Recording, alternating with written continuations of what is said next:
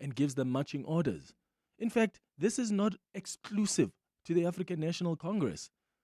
Do you think there's anybody in the EFF or in the Democratic Alliance who would just stand to disagree with the party's position and vote in a manner that contradicts what the party position is? That's not how the political system is at least set up by these politicians in parliament. Of course, any political party, any member of parliament who's there has been sent there by a political party and they feel beholden to them. Even though the courts have come out to say, in a case where you feel you are conflicted between what your constitutional obligations are as an MP and your party position, you always have to take your constitutional responsibilities. That must take priority. That's what the Constitutional Court wishes. But is it necessarily how that democratic process is going to be expressed in Parliament? I doubt it. So, yeah, Nosiviwe Mapisa-Nqakula says, if only we were matured. But she says she hangs her head in shame because she admits the ANC abused its majority. Let me know what you think of what she says on 011-883-0702. I mean, this was the Speaker of Parliament when this independent panel was rejected. So what do you make of what she says now? I do wonder, though, if this impeachment committee is established, who do you want to be brought in to testify? Because I think far apart from the main players here, like the president and perhaps maybe the farm manager, and maybe even the head of security for the president, the institutions that exonerated the president should also be brought in. I'm thinking the public protector, the Reserve Bank, they must come and be given the opportunity to explain what evidence they relied on to clear the president. And not that they were wrong in doing so, but I think I would be interested in a senior legal counsel just questioning these institutions on the findings that they've come to.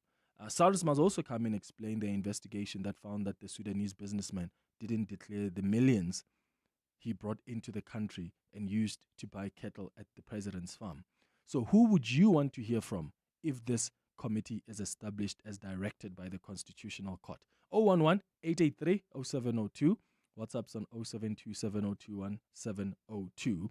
At 10 o'clock, we're going to speak to the DA leader, Jordan Hill Lewis. I've read a number of opinion pieces suggesting that this is going to be a model test for the Democratic Alliance. So we'll hear from the man who leads the DA about what the approach of the Democratic Alliance will be going forward in as far as this Phala Phala matter is concerned.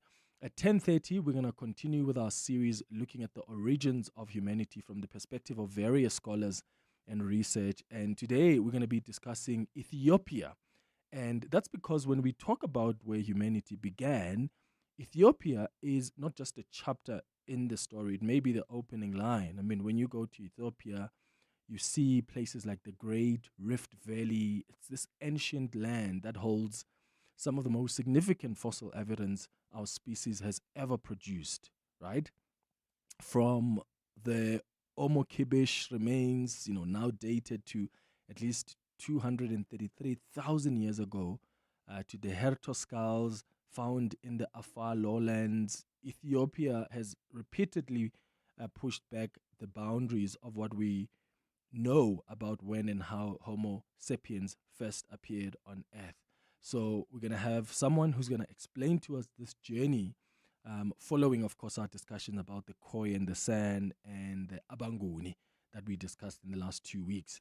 And then at 11 o'clock, we're going to wrap up the show with our Family Matters feature. And today we're discussing the grief that comes after the process of burying is done.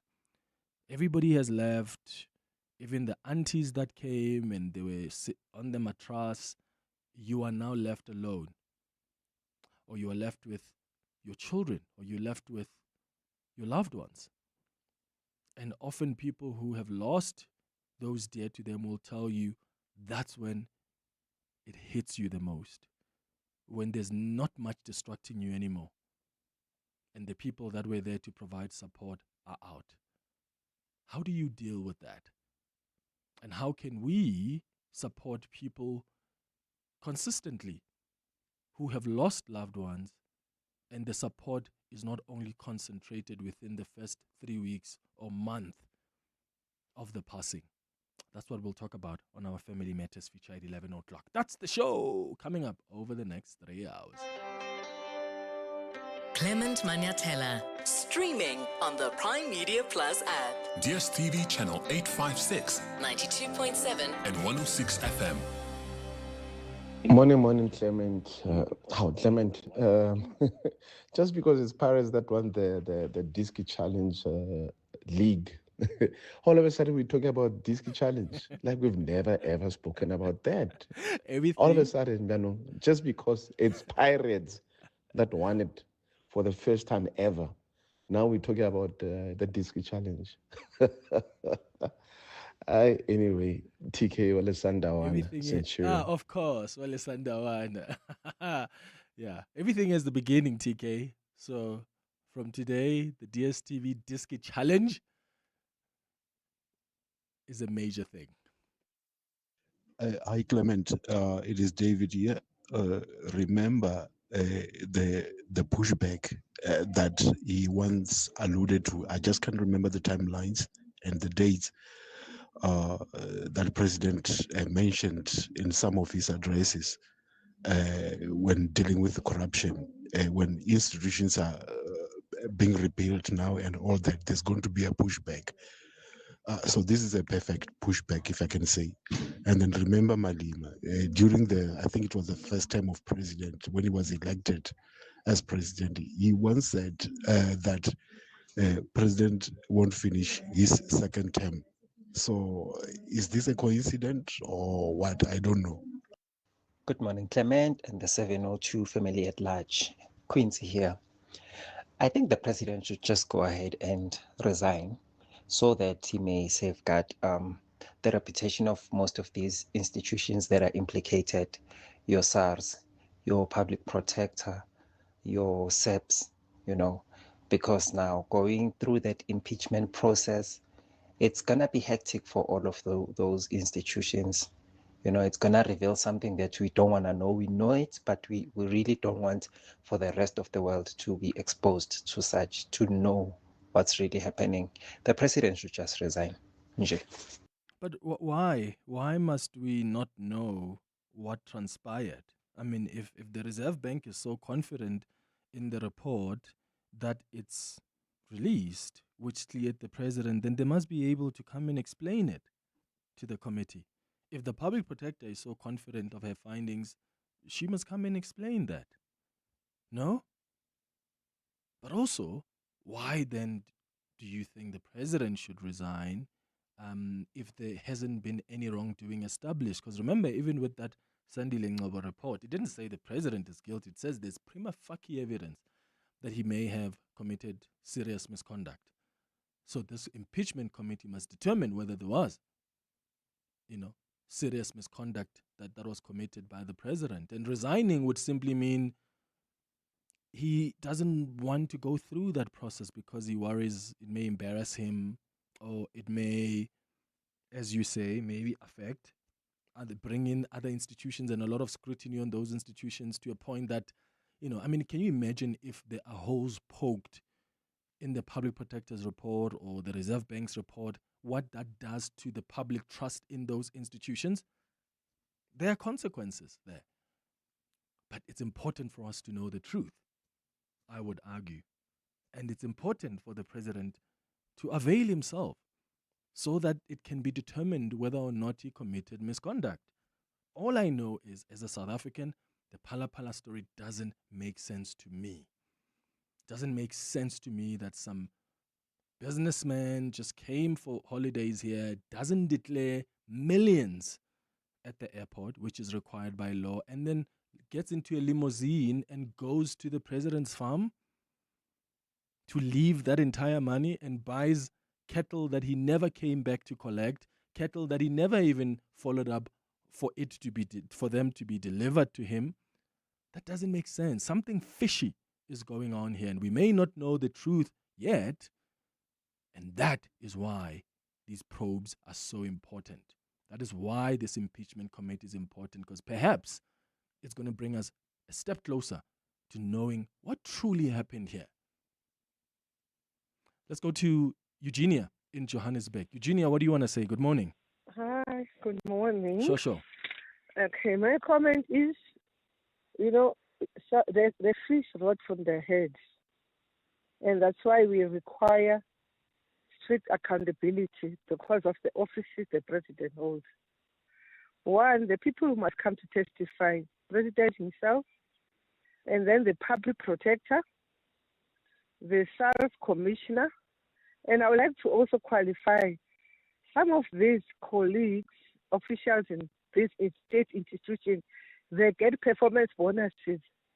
So luckily the financial year end and the bonuses, Kitsenga's bonuses must be put on hold until it goes to account because we rewarded good performance. I don't think for now there could be good performance in what she did. Same as the Reserve Bank. All right, Eugenia in Joburg, thank you. Stanley, you are in Randfontein. What do you want to say? Manyathela. Sure. Go ahead, brother. I'm happy today. Your tone is a little bit toned. My tone is toned. On Friday, you're so hyperbolic. I said, but why can't you wait a little bit? Now that you are on a Monday, people are starting to see that there are options that can be exercised. And I would say let the president soldier on. As you have indicated, the truth must come out. Why should he resign? Let him soldier on because the report says there may be wrongdoing, not there is. So let the president soldier on, let the truth come out, and then everybody will be satisfied. Yeah, the question is he ready to soldier on, Stanley? Because the last time, and maybe that is prerogative, Clement. because he's tried before to resign because he didn't want to go through that process, and one wonders why would he not want to subject himself before a committee that's trying to establish the facts? If you're so innocent, why not, avail yourself to answer the tough questions and put your story up front so that you're going to be exonerated by that committee. It's as simple as that. Yeah, but I think back then he was just impulsive like anybody else, wanted to prove his innocence by resigning. But this time around, I think this thing has simmered. He understands there are legal ways to go over it and all that. So he might say, let me soldier on. Everybody must be brought to the table and explain, like the public protector and SARS and all those. Yeah, got you. Stanley in Randfontein, thank you. And by the way, the options I'm talking about now, I spoke about them on Friday. maybe Friday was more, the tone was, we were just, like the ruling came and it was such a big, politically shattering ruling. But the very options I'm outlining to you now, I also outlined through my guests on Friday when we were analyzing what transpired. Kopano in Fortsburg, what do you think? Good morning. Is it Carapao or Kopano? Carapao. Carapao, it's you. Go ahead. Carapao, yes. I would like to comment on this lady Mapita Ngakula. Yes. What you have just eclipsed. Mm-hmm. I don't think there is any sense of what she has said, because she reckons that they were called by somebody, Fikira Mbalula, to sit down and discuss to say, are we going to vote on this or not? So if she could be somebody who sure got her mind to say, anyway, I don't want to support this. She was supposed to say the same day, no, I'm not supporting. We had somebody who did it in the ANC, this in Kusezana. Everybody heard it on the radio. And she is there today coming just because she has been beaten. We have been hearing about her also in a problem, saying, anyway, I don't know, she took somebody to what in the air and what and so on. Now she decided. She sidelined. Now she's coming to say, oh, Mbalula, today, we were wrong. Why? Yeah, and why now? I think that's an important question, Karapao, that you're asking. And my suggestion is, it's very cold outside, and she has been left out. She feels betrayed by her comrades. because she is now facing criminal charges. So, do you really take what Nosiviwe Mapisa-Nqakula says? Like, do you trust that she genuinely means it when she says, I'm hanging my head in shame after the Constitutional Court judgment that the ANC abused its majority? It was not necessary at all what we did with Fikile Mbalula coming to instruct all of us how to vote. I'm saying this is not the first time an SG of the ANC has met with caucus and told them what the party position is. It's not. But because it works for her now, she's going to use it to try come across as someone who is more somehow reformed and realizes that this party she's part of has abused its majority. And I think she's coming out to say this because it works for her at this moment. It's 9:32. Let me know your thoughts on 011-883-0702. More of your calls and WhatsApps after the headlines. So good morning. Thanks, Clement. Good morning. DA leader Jordan Hill-Lewis says holding the government of national unity together cannot come at the expense of shielding a president from accountability. Hill-Lewis says while the outcome of Parliament's impeachment inquiry should not be prejudged, he believes Cyril Ramaphosa has a lot of explaining to do in connection with the storage of US dollars on his Phala Phala farm. On Friday, the Constitutional Court directed Parliament to immediately establish an impeachment committee determining that National Assembly rule giving the House a choice whether or not to act on adverse findings of an independent panel is unconstitutional. The coordinator for narcotics cases at Gauteng Hawks, Francois Steyn, is the next person to take the stand at the Madlanga Commission today. This week, the Commission will be focusing on the handling and theft of drugs confiscated by police. Over the past week, the Commission has been investigating the theft of 541 kilograms of cocaine that was stored inside a Hawks office in Port Shepstone in KwaZulu-Natal. And a top U.S. official say American passengers evacuated from a cruise ship struck by the deadly hantavirus outbreak will not necessarily be quarantined. Acting Director of the Centers for Disease Control and Prevention, Jay Batasha, has also urged the U.S. public to remain calm about the hantavirus, saying this is not COVID. And those are the headlines. This EWN and more at 10 or as it happens. EWN Traffic.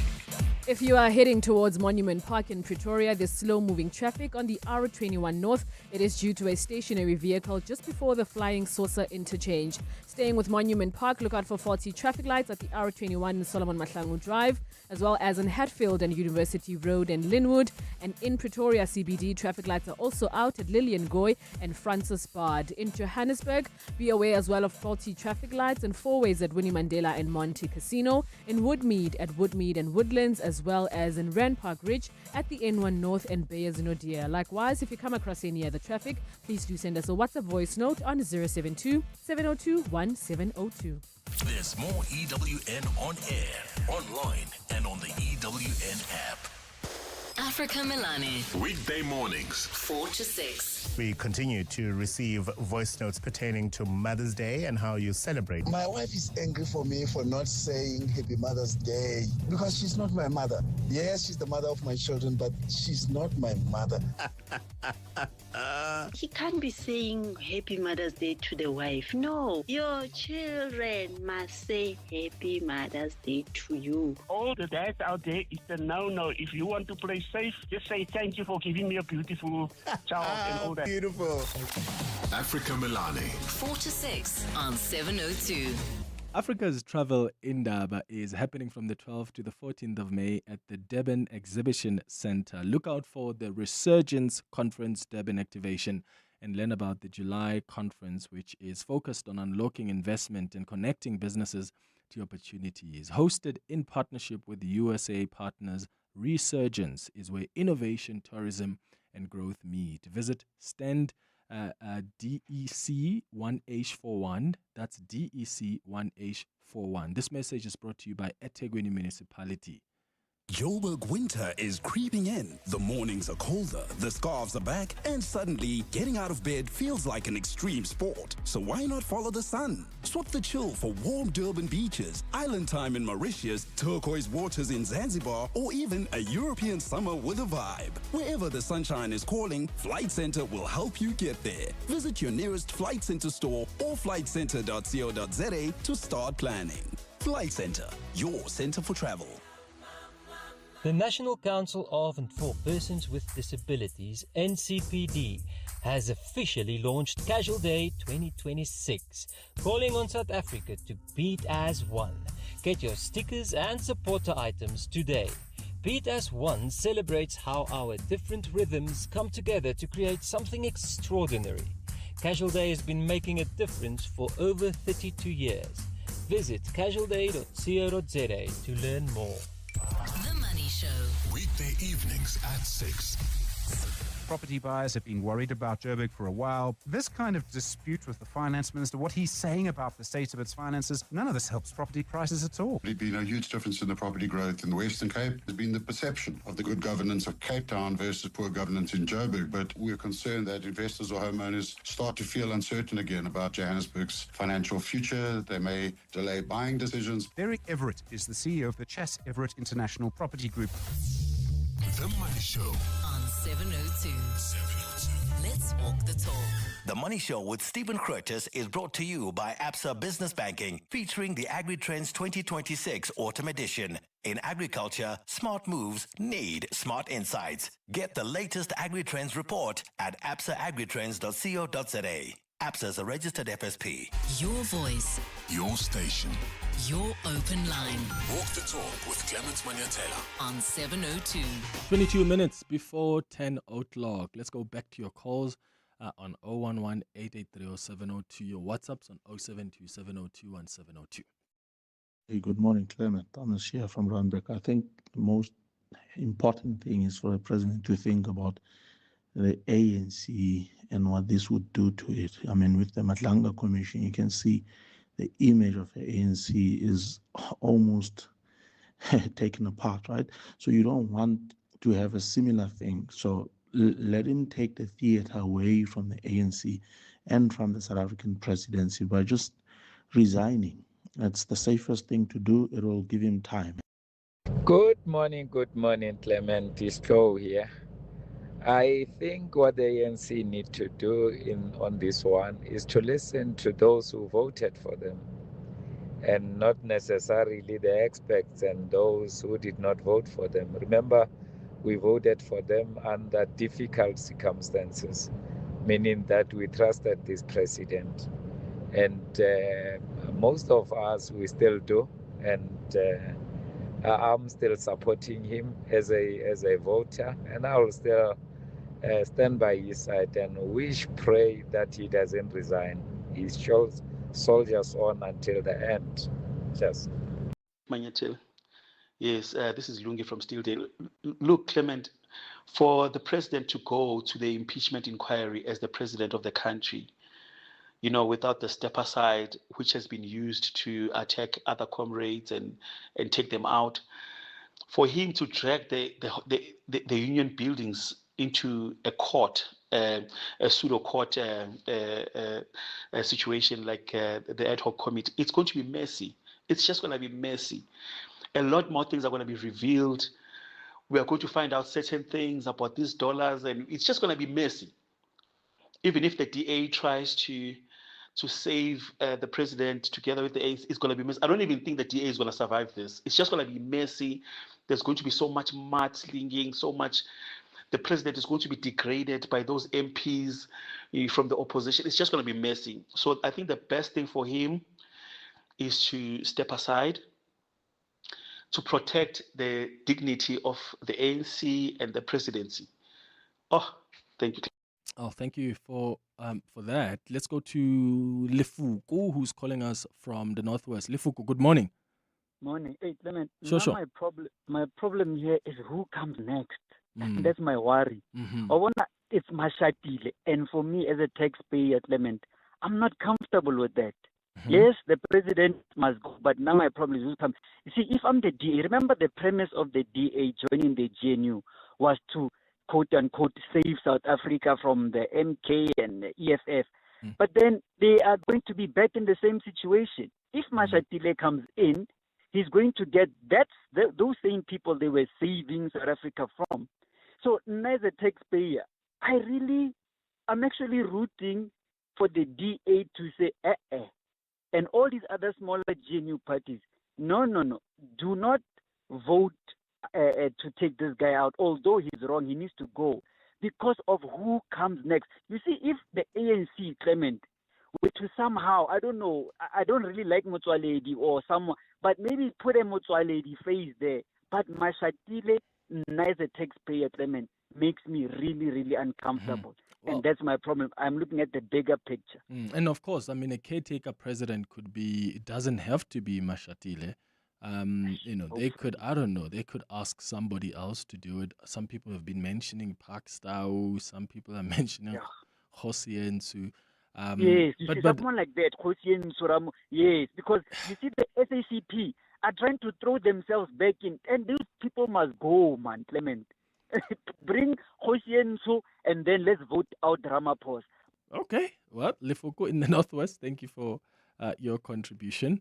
It's a little early, of course, for us to be playing out what's possibly to be the scenario here, but nobody really knows. We're just exploring the different options on the table. By the way, President Cyril Ramaphosa is going ahead with his program as scheduled. The ANC top officials meeting happening this today, but also the president is expected to travel to Africa's Travel Indaba. The presidency just sent out a statement now reminding the media that on Tuesday, tomorrow, the president is going to officially open Africa's Travel Indaba in Durban. Make no mistake, of course, journalists are going to be there to ask him, because in fact, that's a good thing I've seen about the president is every time he goes to these events to speak and do his keynote address, when he comes out, there's always an opportunity. And yes, it's not enough, but I like that they at least open up the opportunity for journalists to ask him questions, and questions also that may have nothing to do with what he is there for. So I hope it's similarly so, even with this event, they'll allow journalists to ask a few questions after the event, and we can get what his sense is directly from him and what he is looking at the moment as possible options. 17 minutes now before 10 o'clock. Part of the 702 family. Hi, 702 family. My name is David Khasao. I'm from Naturena, Soweto. I've been listening to 702 since I was still young. At the age of 20, even today, I'm still listening to 702. So I'm gaining a lot in terms of information from 702. Thank you so much. Welcome to our 702 family. Let's walk the talk. Everyone has that ex, right? Deleted their number, deleted photos, even the mom's number. But there's one thing you keep, their hoodies. It's time to let go. The street store is encouraging you to donate those clothes you're holding on to because someone else could really use them. Because letting go looks good on you. Donate to the street store before the 22nd of May. Visit thestreetstore.org for more information. It was actually a flawless process. It definitely pays to switch. I wish we had done it sooner. Outsurance business insurance clients know that it pays to switch. And did you know, when you claim, your excess is a fixed amount, not a percentage of the claim. For beauty salons, convenience stores, and all other businesses. Get a quote today and see why it pays to switch to Outsurance Business Insurance. Visit outsurance.co.za or call 08600 60,000 today. Licensed insurer and FSP. TCs and information online. I'm Dealer here with more than just a betting app ad. Download the 10Bet app and enjoy the action of betting anytime, anywhere. It's more than just an app. It's a 10Bet experience. Join now at 10bet.co.za. 10Bet is a licensed betting operator and supports responsible gambling.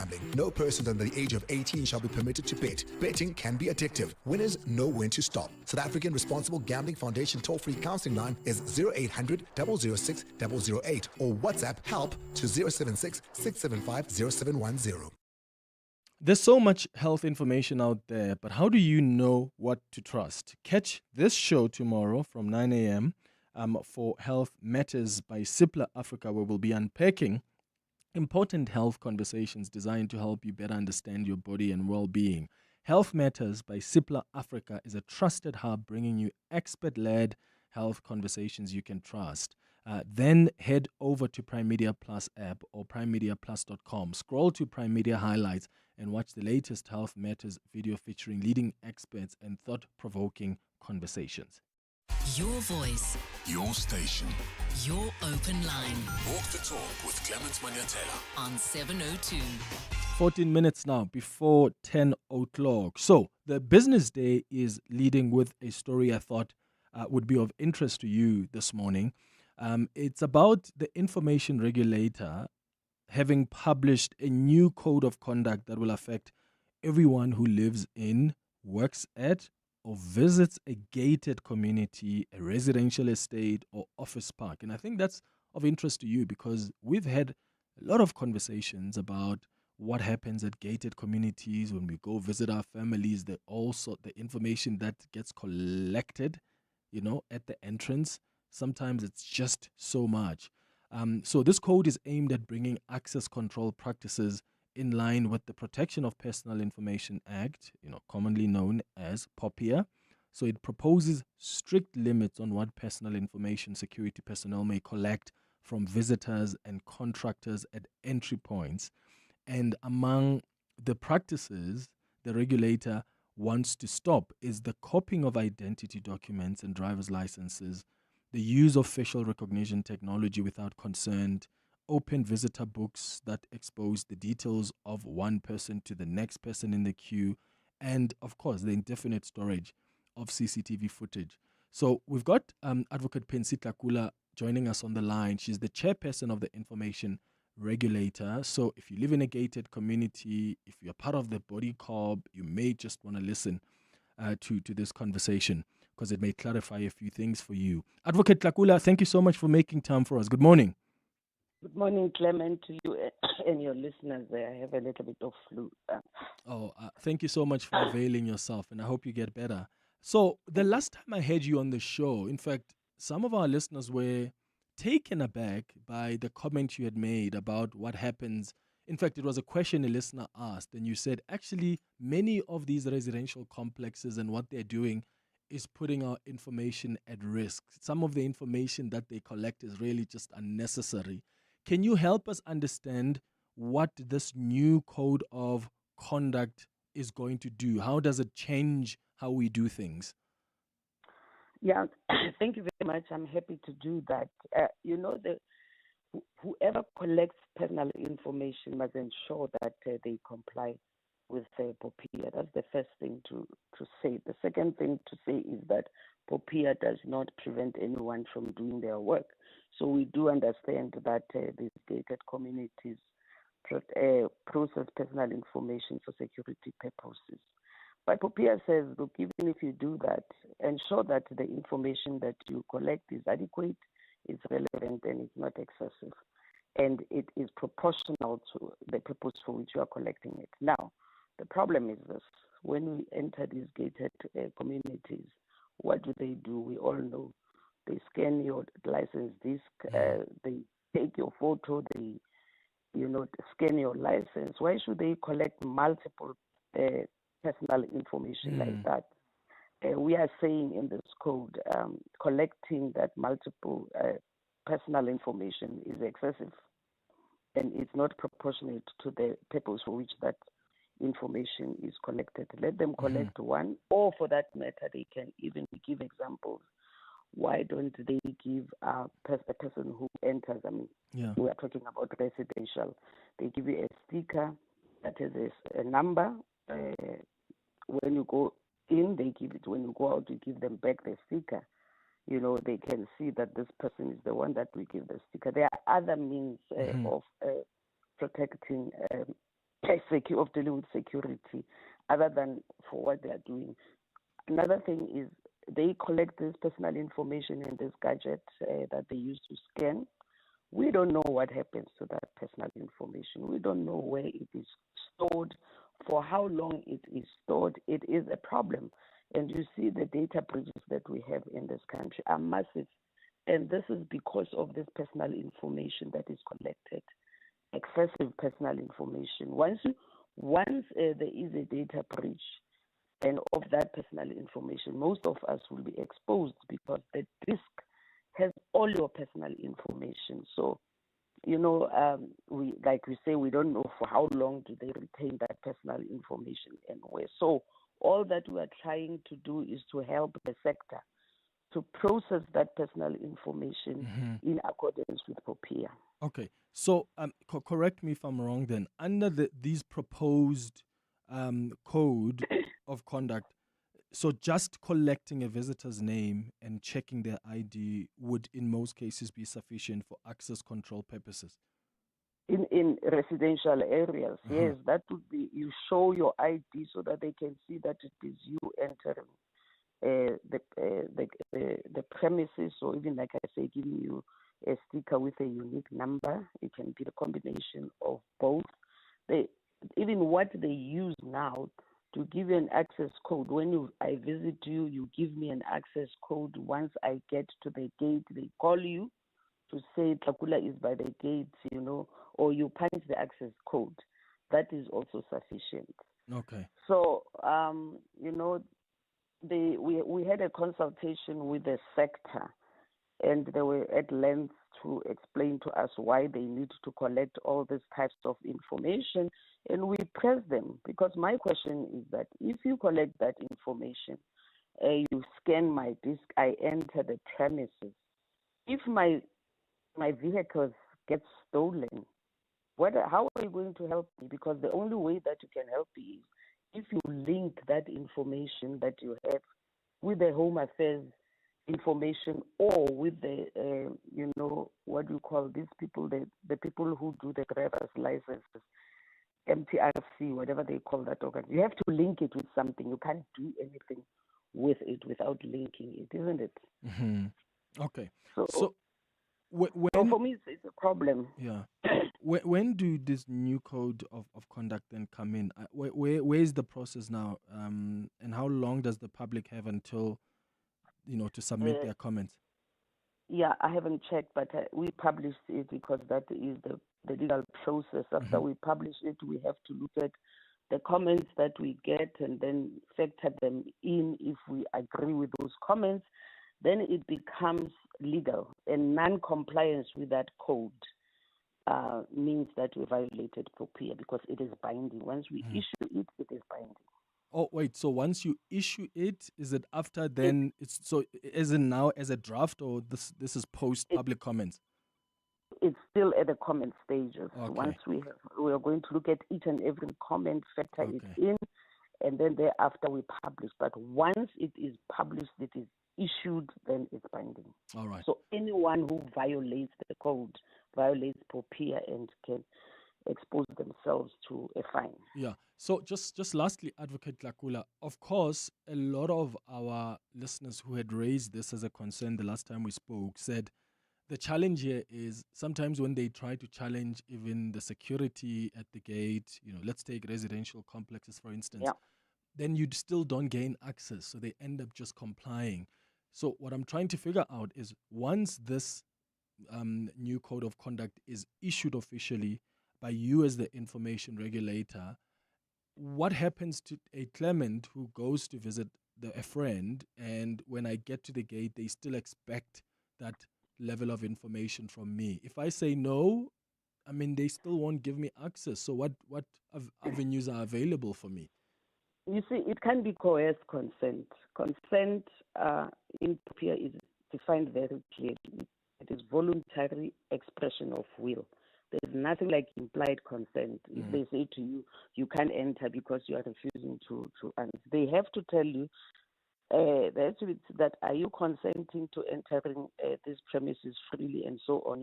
Even if it's printed on, they print it and put a board that explains the consent, so that you know what you are consenting to. But at the moment, it's implied consent. If you say no, they say you can't enter. It cannot be like that. And Yeah. can I complain with you as the information Of course. regulator if I Exactly. Exactly. You can do that if they All right. say no, you can't come in because you're, Mm.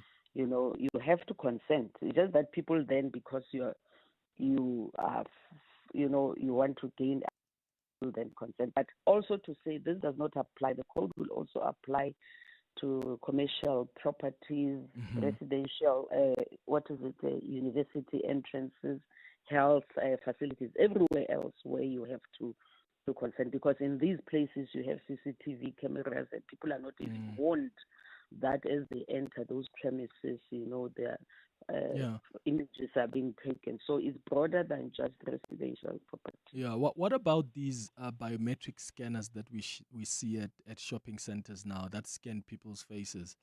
Is that There covered has under to- POPIA? Yes, there has to be a notice, that you are entering a premises. You must know that you are entering a premise that captures your face, But most of the time, you don't find that. That is also covered under POPIA. Yeah, because that technology they use. In fact, Tendo on the WhatsApp line says the deep fakes. This can be used for deep fakes, for identity theft, and a lot of other things.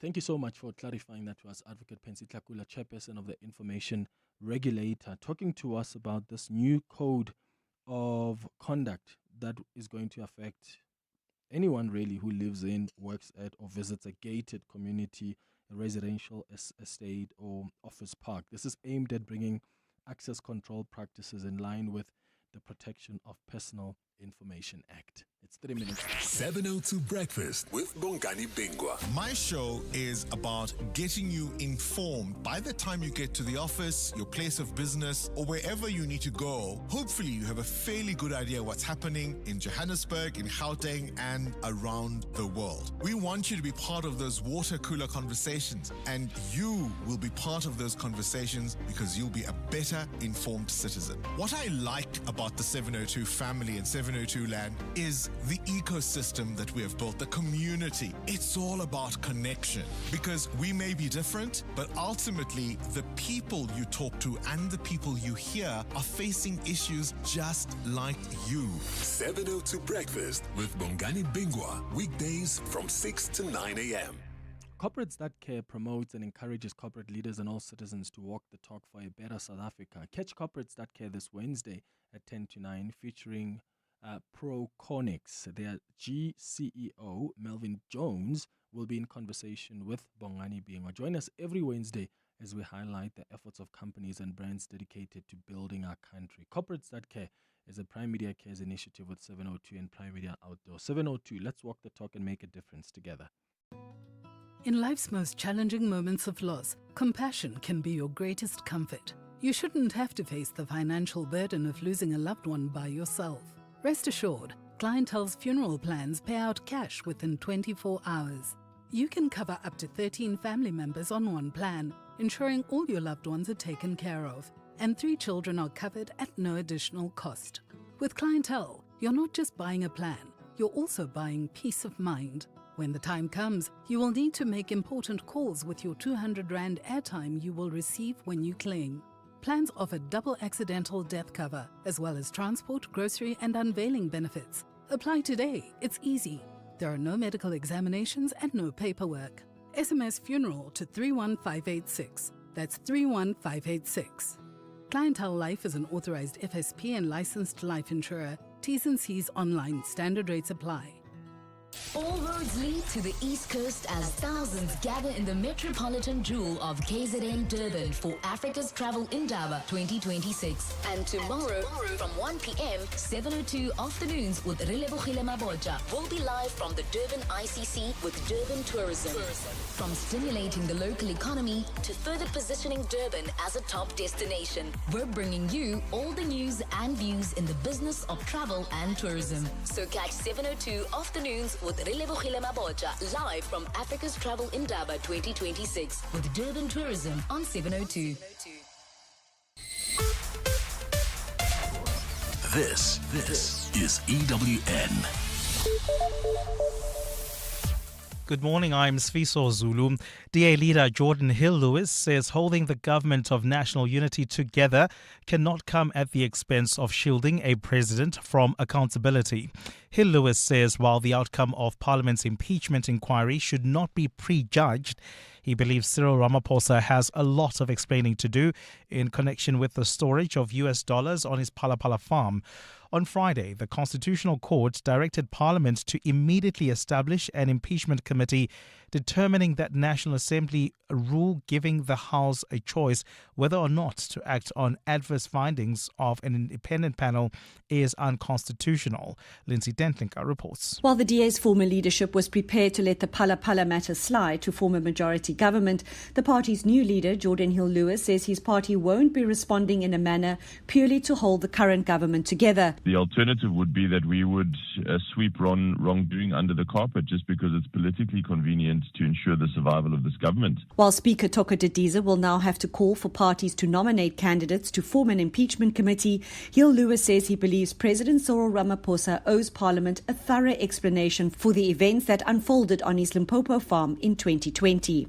Despite what the Reserve Bank and so on have said, it is extremely unusual for any person to have an enormous amount of foreign currency under a couch cushion.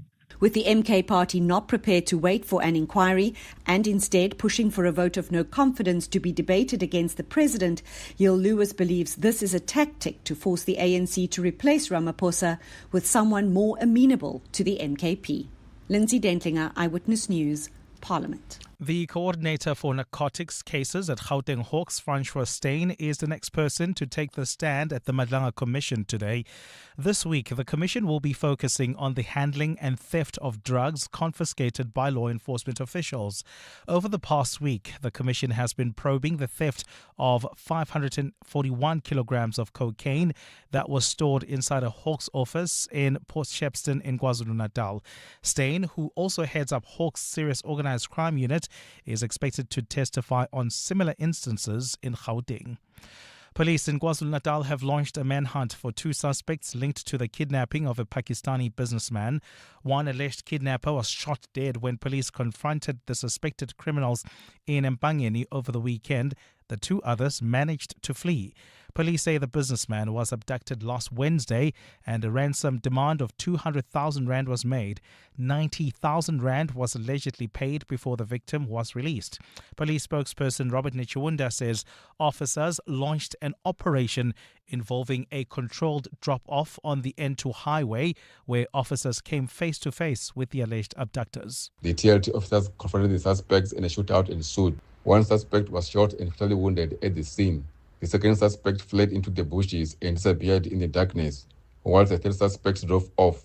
The buggy he was driving was found abandoned on the N2 on-ramp at Mpangeni. A firearm whose serial number was filed off was found in the possession of the deceased suspect. A manhunt for the two suspects who managed to arrest is underway. And a top U.S. official says American passengers evacuated from a cruise ship struck by a deadly hantavirus outbreak will not necessarily be quarantined. Acting Director of the Centers for Disease Control and Prevention, Jay Patashia, has also urged the U.S. public to remain calm about the hantavirus, saying this is not COVID. The U.S. announced on Friday that it would organize a repatriation flight for the 17 Americans aboard the MV Honduras, where 3 passengers have died and others have fallen sick with the rare disease which usually spreads among rodents. 94 people of different nationalities were evacuated from the vessel yesterday in Spain's Canary Islands. One person who was on the cruise ship is being treated at a Joburg hospital. Patashia told CNN that the U.S. passengers have been assessed. We're going to interview them and assess them for risk. Risk meaning, in this case, risk doesn't mean the risk of dying from the disease or anything. The risk is a high risk if they've been in close contact with somebody who was symptomatic. If they weren't in close contact with someone who's symptomatic, then we're going to deem them low risk. If they were in close contact, we're going to deem them medium or high risk. It will include advice, including an offer to stay in Nebraska if they'd like, or if they want to go back home and their home situation allows it, to safely fly them home without exposing other people on the way. Gold is trading at $4,668.12 an ounce. The rand is at 16.44 to the dollar, 22.37 to the pound, 19.36 to the euro. Brent crude oil is at $104.60 a barrel. In the traffic in Midrand, traffic remains congested on Olifantsfontein Road as you approach the N1, and look out for faulty traffic lights in North Riding at the N1 South and Malibongwe. A fine day in store for Gauteng today. The temperatures will peak at highs between 19 and 21 degrees. The top story in EWN this hour. DA leader Jordan Hill-Lewis says holding the government of national unity together cannot come at the expense of shielding a president from accountability. EWN, in touch, in tune, and independent. For the latest, visit ewn.co.za or download the EWN app. Joburg is more than just a city.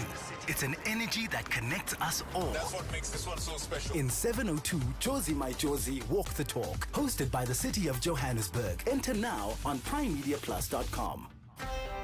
You're with Clement Manyathela On 702.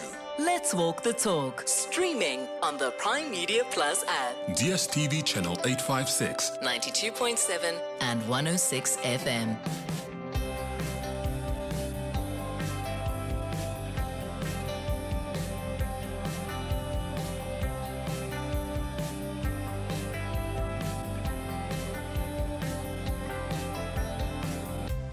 7 minutes after 10 o'clock. Dumelang, welcome to the second hour of the Clement Manyathela Show. Thanks for staying with us here on 702. I trust you're good this morning.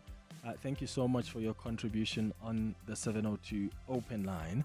Remember, at 10:30, we are going to continue with the series that we started, looking at the origins of humanity from the perspective of various scholars and research. And today we will be discussing Ethiopia, because they're not just a chapter in the story. Ethiopia may actually be the opening line of that story. So we'll tell you more about what research has found, what the discoveries have been in Ethiopia, and how that helps us understand the origins of humanity. At 11 o'clock on our Family Matters feature, we'll talk about how to deal with grief when everybody is now back to their lives. And for anybody who has lost their loved ones, you know that moment exists. Because everybody's there when you're planning for the funeral, everybody's there post the funeral, but there comes a time when people go back to their lives, and that's when it hits you the most. That loneliness, that grief, that yearning. How do you deal with something like that? And for people who have got loved ones, who have lost loved ones, how do you support people even during that time? How can you be intentional in that support? That's going to be our chat on our Family Matters feature at 11 o'clock. You're with Clement Manyathela. 702. But right now, we continue the conversation we started on the 702 open line this morning around the Constitutional Court's judgment on Phala Phala. We did speak to a number of people on Friday after we took that judgment live, because we wanted you to understand the legal ramifications, political consequences as well. And I want us now to speak to the DA leader, Jordan Hill-Lewis, because there are a lot of people that are looking at this moment and they think the DA is going to be quite central to how things are decided going forward, and how the DA moves is really going to determine whether or not its supporters are going to continue voting for them, or if it's going to bring about a moral dilemma where its supporters then start walking away because they're unhappy with the position the party has taken. So Jordan Hill-Lewis is the leader of the Democratic Alliance, joining us on the line. Thank you so much for making time for us. Good morning.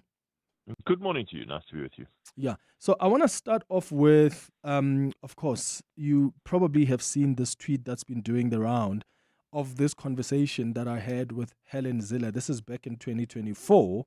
And she told me on the show, this is after, as the DA, you had just signed that statement of intent with the ANC and you were forming this coalition. And Helen Zille said to me, we won't vote to impeach President Cyril Ramaphosa. So we can't vote to impeach a president we have voted for, even if the Phala Phala matter is brought back in Pali. And she said that this was part of the agreement with the ANC. So unless there's new evidence of criminality on the president, the DA won't support any motion. Can you please clarify that? Was that really the agreement you entered with the ANC as the Democratic Alliance?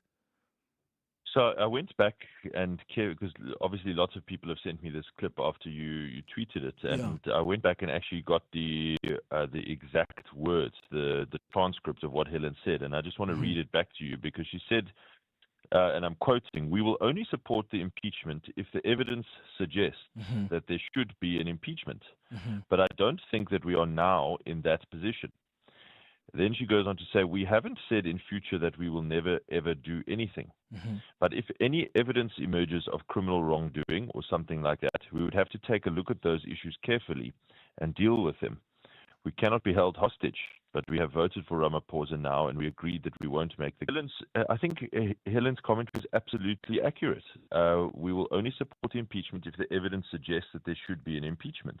We can't prejudge the outcome of that impeachment committee.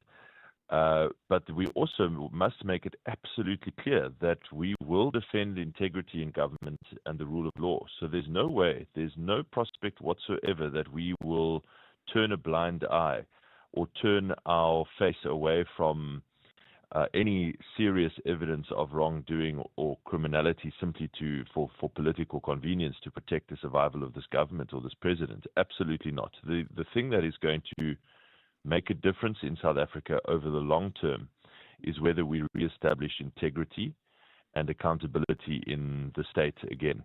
And so we have to stand up for that. That is the difference that we are trying to bring to South Africa. So if this matter does go through the impeachment process, and if that committee comes out and says, actually, from the testimonies we've heard, the information we've looked at, we conclude as a committee that the president has, in fact, committed misconduct. So as the Democratic Alliance, then that's when you would support impeachment.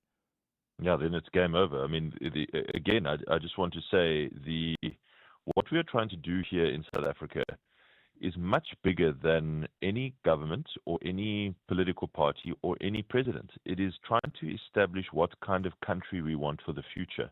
That has to be a country built on accountability and integrity in the state. If we compromise on that, then what have we really gained? We've given up our souls to gain a temporary government.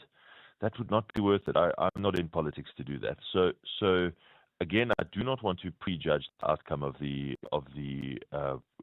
committee. The committee has a lot of work to do.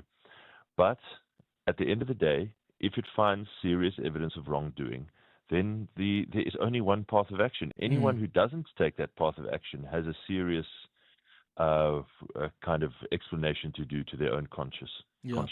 Are you thinking, though, about a post-Ramaphosa, kind of a government? Because if it's game over, should things get to that point, or if he decides to resign even before that process is undertaken, what becomes the approach of the Democratic Alliance? Because you've made it clear that it seemed, well, at least from my observation, you were willing to work with the ANC under the leadership of President Cyril Ramaphosa. I mean, if he resigns and ANC says we're putting up Paul Mashatile, is that something you accept as the Democrat? Debating, strategizing that has to take place before I would comment publicly on who comes after Ramaphosa. That I also don't really want to get into the internal succession debates of other political parties. What we are trying to do is actually replace the ANC, because we think the ANC is their leadership in South Africa has failed and they have no fresh ideas for how to fix our country.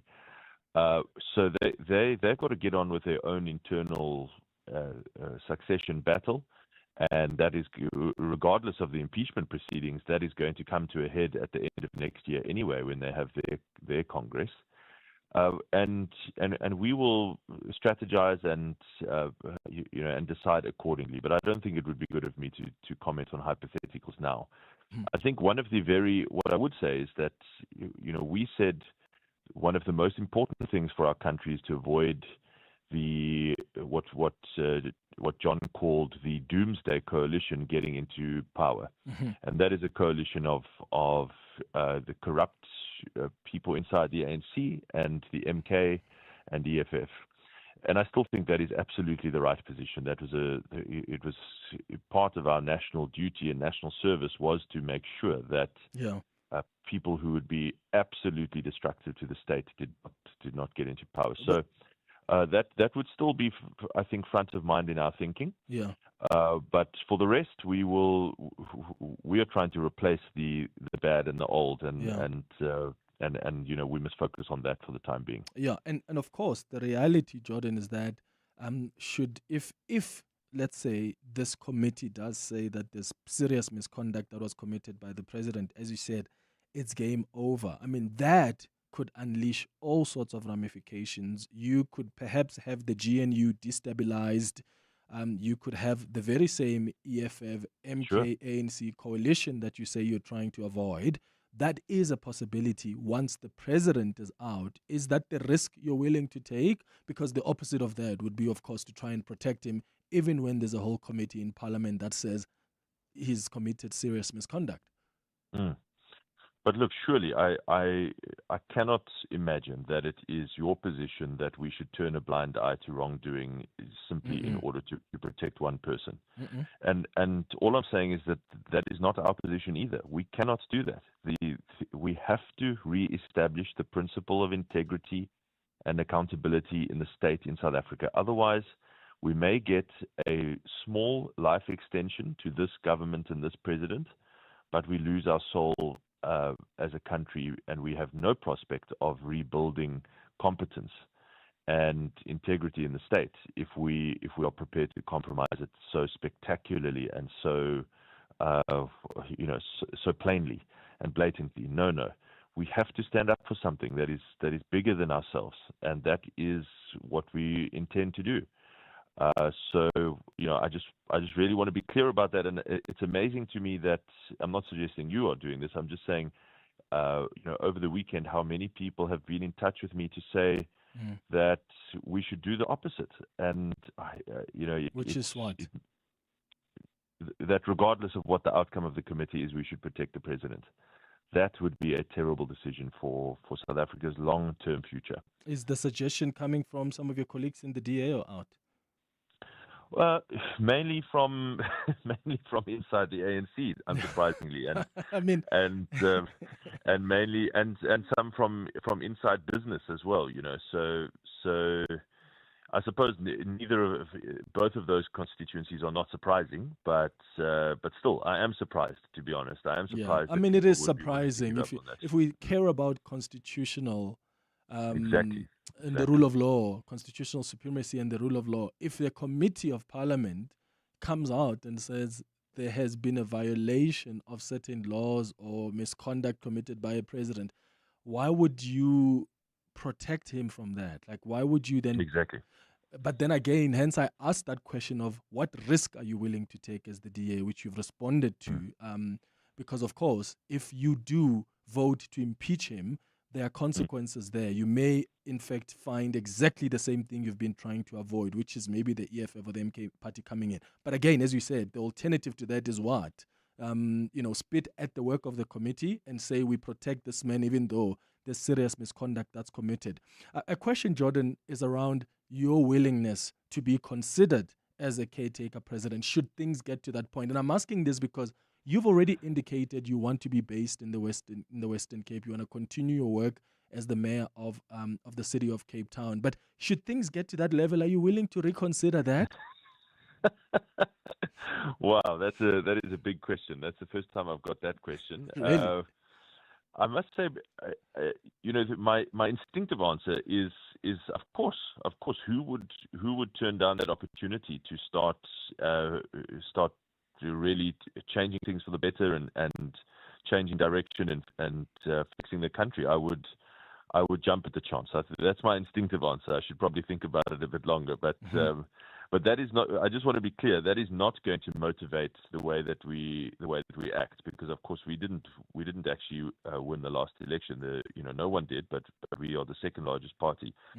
So So what is going to motivate our decision is what the facts show in the committee, and I don't want to prejudge that in any way. We will do our job properly, investigate it thoroughly, and we will see what the facts show. Okay. So the MK party, as you've seen, is pushing for this motion of no confidence in the president. Do you think that's premature? My sense is that yes, it is.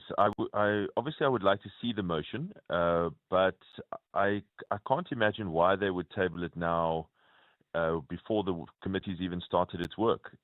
I think what they're trying to do is simply put pressure on Ramaphosa to resign, because that is what he said he wanted to do back a few years ago when this first came up. They know he was very close to doing it. He was persuaded at the last minute and late at night by his colleagues. And so I think they probably have in mind that if they ramp up the pressure enough, he might be prepared to do the same. But my sense is that it is actually it's preempting the work of the committee. But again, I haven't seen the motion. I don't think anyone has. So let's see what they table. But it does certainly feel like a preemptive preemption. Okay. I've got a WhatsApp that's come through that I want to play before we wrap up our conversation. But before I get to it, I want to ask also, just as the leader of the DA, broadly speaking, what you are doing about some of the scandals we've seen some of the DA ministers involved in. And by involved in, I'm not for a second suggesting there's any link to their behavior having been criminal. Yes. But Soli Malatsi, the AI scandal, which he's apologized for, Siviwe Kwahube at Basic Education, and that textbook scandal. How are you dealing with this as the leader of the DA? And I'm asking this question because as the Democratic Alliance, you set such a high standard for ANC ministers. So it didn't matter that they are not the ones that signed that contract. But if there's criminality, you always used to look at the ministers and you said the buck stops with them. So in this case with your ministers, how are you dealing with it? Well, I'm quite proud of the way that they've dealt with it, to be honest, because they have not for a second tried to shirk responsibility or accountability. They have got to the truth, got to the facts, and put them all before the public. And they've taken action against those responsible. So, I think that we should expect that when you are taking over an organization or various departments that are really broken after many years of misrule and misgovernment by the ANC, that there are going to be many of these examples of mistakes, errors, and sometimes even malice and criminal wrongdoing that come out of the woodwork over time. The question is not whether that happens. It is going to happen, I guarantee it.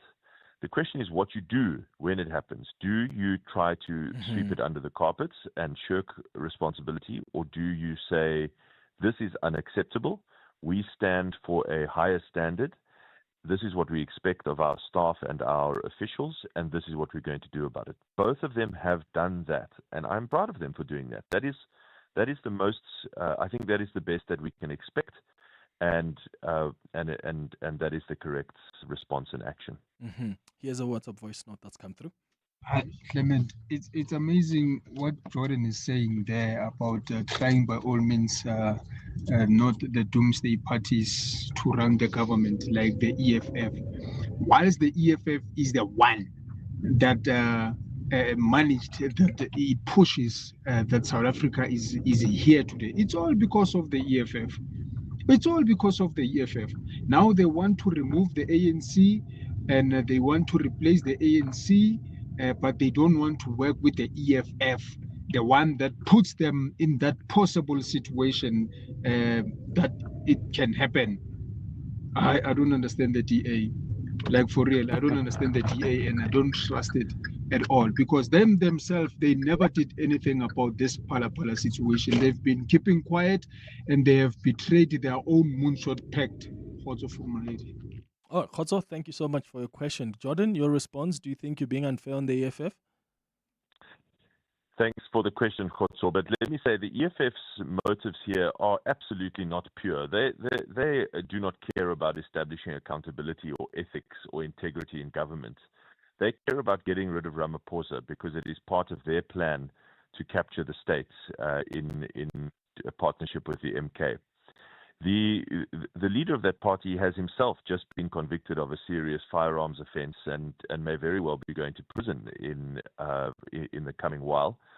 And so, I really don't look to the EFF for lectures or examples of ethics or integrity at all.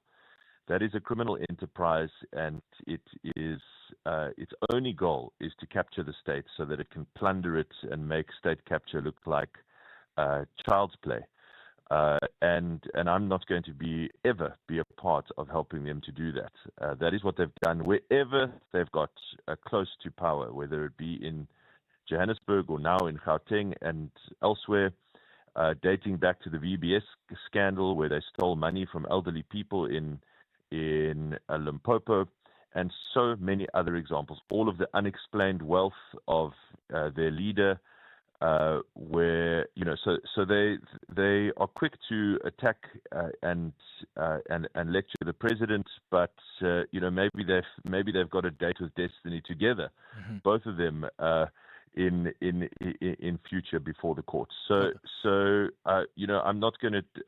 I'm absolutely not going to do anything to assist them to get their hands on the state, because I know what they'll do with it. Okay.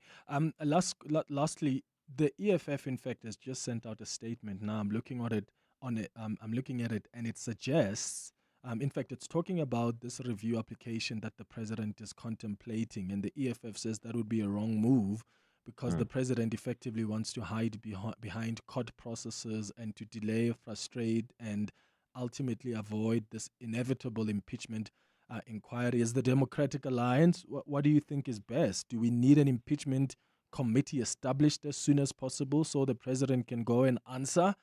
And of course, it's the prerogative of the president what his legal options he'll go with. But as the Democratic Alliance, do you think that's the right move? Because that still delays and doesn't let us know the answers through this committee. No, I think the committee should get started as soon as possible. And I don't think that the Speaker has any option. The Constitutional Court has instructed that. So I don't think there is any possible delaying tactic. We must get the committee together, decide on its membership. We are already talking internally about who our members will be, and we must get to work. And I don't think that any delay is worthwhile. All right. Jordan Hill Lewis, thank you so much for speaking to us. I appreciate it. Thank you so much. That's the leader of the Democratic Alliance. What do you make of some of the things he's had to say? I must say, I was a little surprised by what he said when he indicated that the business community and some within the ANC have been calling him over the weekend, inundating him with calls and messages, suggesting to him that even if this impeachment committee comes out with findings against the president, the DA must not vote to impeach the president. Isn't that interesting? There are certain business leaders, there are certain ANC leaders who have called the leader of the Democratic Alliance and are busy trying to say to him, because they're trying to influence him, to influence his organization to take a particular position. And they expect the Democratic Alliance to look the other way in the interest of bigger picture and not vote to impeach President Cyril Ramaphosa should this committee find that there is serious misconduct that's been violated. How would the DA even explain that to its own voters? But interesting that Jordan Hill Lewis also says he wouldn't turn down an opportunity to be president should things even get to that point where you've got to think about who the caretaker president is. Should the president decide to resign, or maybe he's impeached? Should the committee find against him? Who knows? It's 10:30. Let me know what you thought of that. You can send a WhatsApp on 0727021702. I can start with your WhatsApps before we start our conversation around the origins of humanity. 10:30 now. Sfiso has the latest in Eyewitness News headlines. Good morning. Thanks, Clement. Good morning. DA leader Jordan Hill-Lewis says holding the government of national unity together cannot come at the expense of shielding a president from accountability. Hill-Lewis says while the outcome of Parliament's impeachment inquiry should not be prejudged, he believes Cyril Ramaphosa has a lot of explaining to do in connection with the storage of US dollars on his Phala Phala farm. The coordinator for narcotics cases at Gauteng Hawks, Francois Steyn, is the next person to take the witness stand at the Madlanga Commission today. This week, the Commission will be focusing on the handling and theft of drugs confiscated by police. Over the past week, the Commission has been probing the theft of cocaine that was stored inside a Hawks office in Port Shepstone in KwaZulu-Natal. And government has vowed that funds and other resources will be unlocked to help provinces affected by recent storms. The Cooperative Governance Department yesterday declared the severe weather as a national disaster. The Northwest, Free State, Eastern Cape and the Northern Cape and Mpumalanga are reeling from floods, thunderstorms, damaging winds and snowfall in some parts of the country. And those are the headlines. This EWN and more at 11 or as it happens.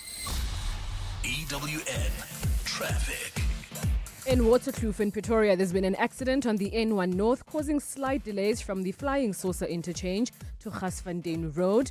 Look out for 40 traffic lights in Bramley at the M1 North and College Drive as they are slowing down some traffic. In North Riding at the N1 South and Malibongwe, as well as in Kyalami at the R55 and Kenilworth. Traffic lights are also out in the capital city in Anlin at Paul Kruger and the R566, in Centurion at Old Johannesburg and Brakfontein, as well as in Hatfield at University Road and Linwood. If anything comes up on your side, please do send us a voice note on 072-702-1702.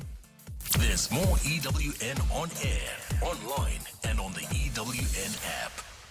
702 Drive with John Perlman. On our show, we cover the news, but we try to do it in a slightly different way. If there's breaking news, we give you the facts, but we're always looking for somebody who can explain to us why something is happening, and we apply that thinking to everything we do. That, yes, you want to know the what, but crucially, you want to know the why, and most important of all, you want to know how it might be fixed. The wonderful thing is we don't have one kind of listener who listens to our show. I think the kind of listeners we have are people who want to be heard, but they definitely listen very, very carefully. Once they've made up their mind, they come in very, very quickly, very sharp, very focused, and if they're not happy with the answer, you're going to find out very, very soon. And it's great because it keeps us interested and it keeps us on our toes. We're putting the show together, but thank goodness the listeners are keeping us accountable, and that's good for everyone. 702 Drive with John Perlman, weekdays from 3 to 6 p.m.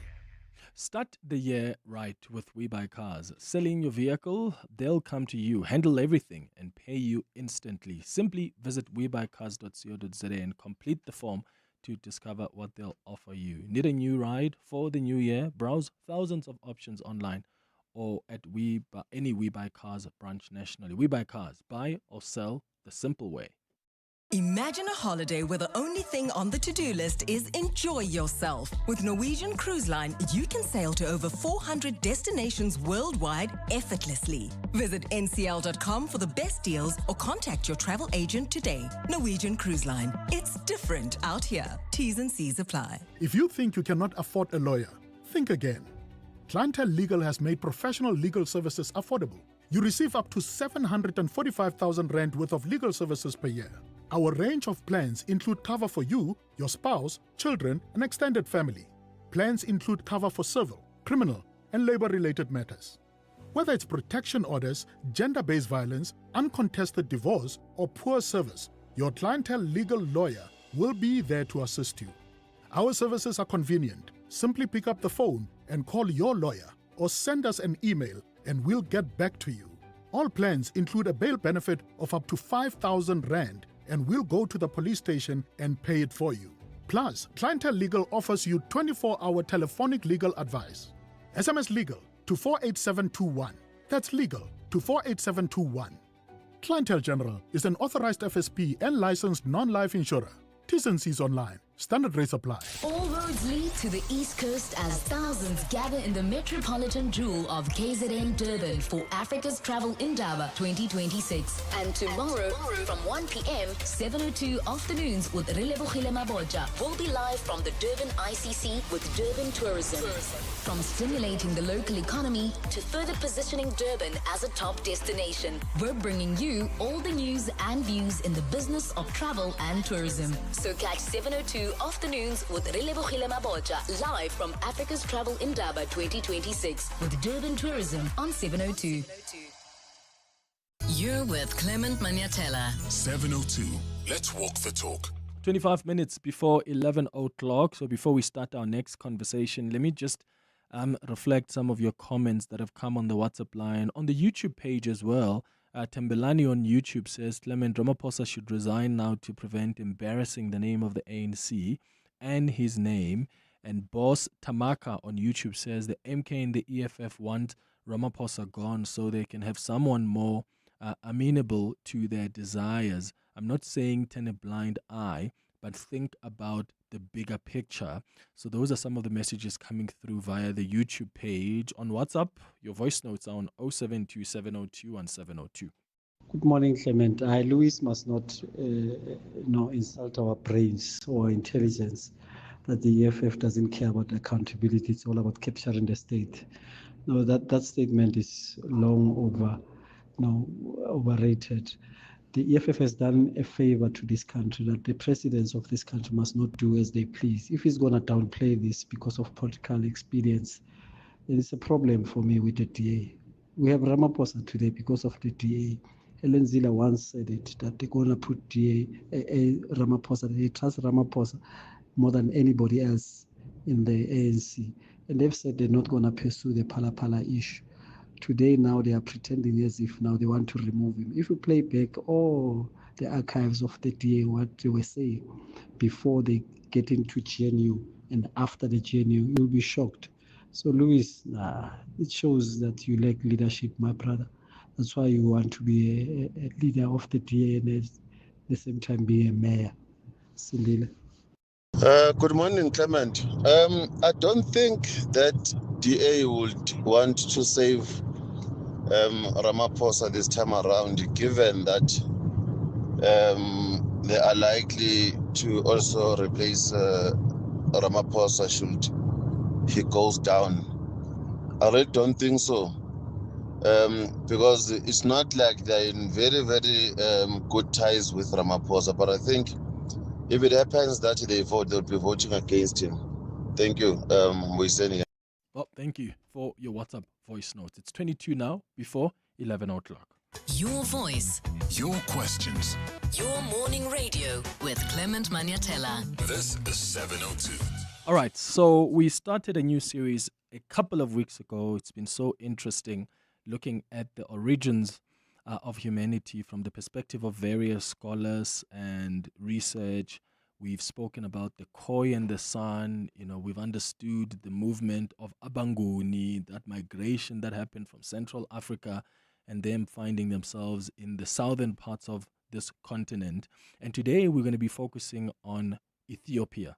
And that's because when we talk about where humanity began, Ethiopia is not just a chapter in that story, but it actually may be the beginning of how that story starts. When you look at places like the Great Rift Valley, this ancient land holding some of the most significant fossil evidence our species has ever produced, that just gives you a sense of the link to the origins of humanity. I mean, from the Omo Kibish remains now dated to at least 233,000 years ago, to the Heto skulls found in the Afar lowlands. Ethiopia has repeatedly pushed back the boundaries of what we know about when and how Homo sapiens first appeared on Earth. But this is not simply a story of bones and dates. It's a story of survival, of ingenuity, of identity. I mean, long before the great human migrations that would eventually carry our species across the globe, you've got early communities that were living in the valleys and highlands of what is now Ethiopia. They were hunting, they were making tools, they were adapting to shifting climates, and perhaps even developing the first sparks of complex thought and behavior. Joining us, though, to speak more about this discussion is Dr. Jonathan Saleh, who's a senior lecturer in archaeology at the University of Cape Town. And if you've got your own questions, you're welcome to call on 011-883-0702, or maybe you've got some inputs. You've read something about Ethiopia and the link to the origins of humanity. Send a WhatsApp on 0727021702. Dr. Saleh, thank you so much for making time for us. Good morning. Good morning, and thanks for having me. So when people talk about Ethiopia as the cradle of humankind, what does that actually mean? And is it a whole picture? How can you explain it to us? Yeah, it's the cradle is a difficult concept because, as you know, many countries claim it. We have the cradle of humankind in Gauteng.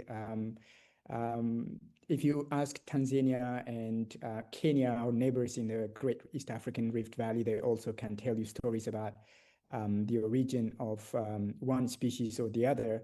And so the cradle concept being claimed across Eastern and Southern Africa.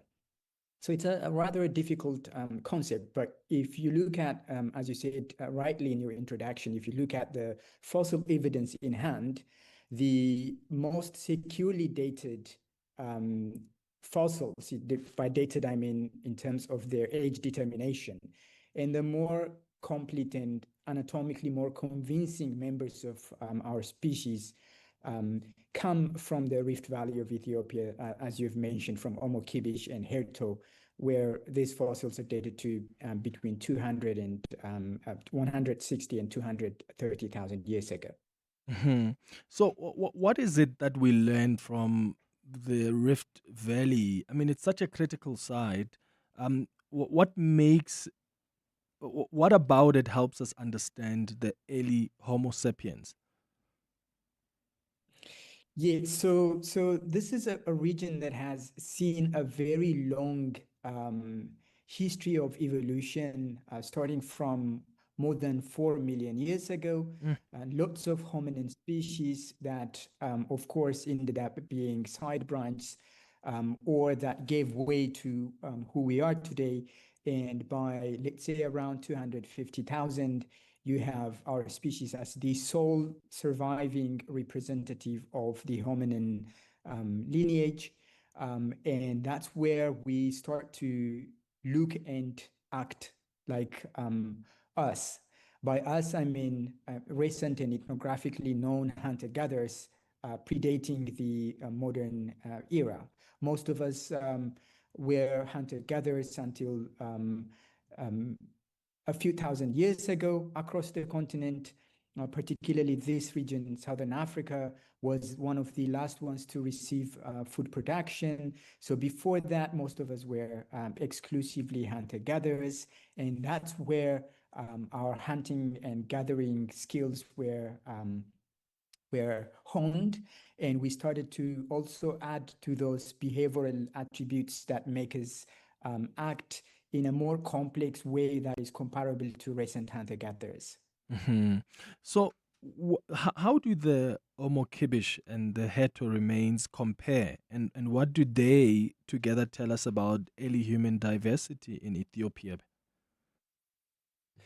So not just in Ethiopia. So first, I would like to say that these remains are extremely rare. So in addition to this two, we have one cranium from Morocco, a site called Jebel Irhoud, that has a mosaic of features. So somewhat primitive looking features and some modern looking features. By that, I mean, if you mix it with modern humans, for example, by putting flesh on a human being.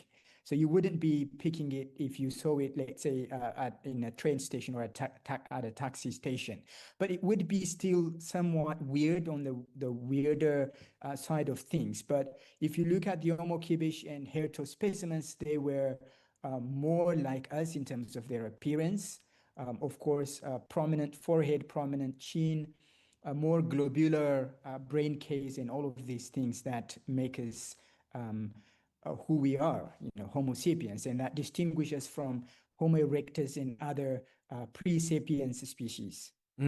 Your field work is focused on newly discovered hominin-bearing sites in that Afar Rift. What are you finding there, and what questions are you trying to answer?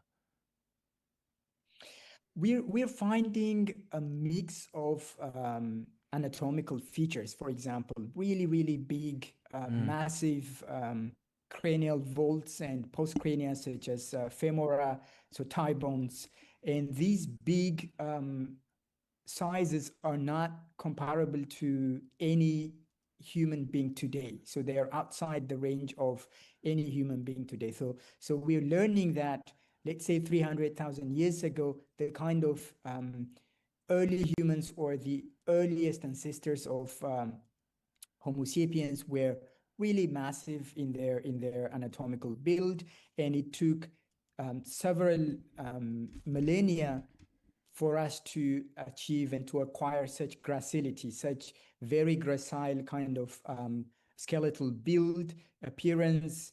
And with that, of course, comes in the importance of technology. So we were able to, for example, hunt from a distance by building a bow and arrow or by throwing spears or javelins. And that kind of makes you a more intellectually focused, brainy being than a more physically dependent species. I'm always fascinated by, the people that have lived so long ago. Like, how did they live? How did they eat? How did they move? How did they think? And I know you've done some significant research on the Stone Age weaponry, including evidence of complex projectile technology at Aduma in Ethiopia. What does the ability to make and use weapons like that actually tell us about how early people were thinking at the time? It's got a huge implication, because remember, to build a bow and arrow, which is a complex system, mechanically of the missiles that we have today, you'd have to imagine the whole weapon system before you start to make the pointed piece, the stone point. We call it the spearhead or the arrowhead. You'll have to have some kind of mastic or adhesive in order to be able to mount it onto a shaft. You'll have to prepare the shaft, prepare some link.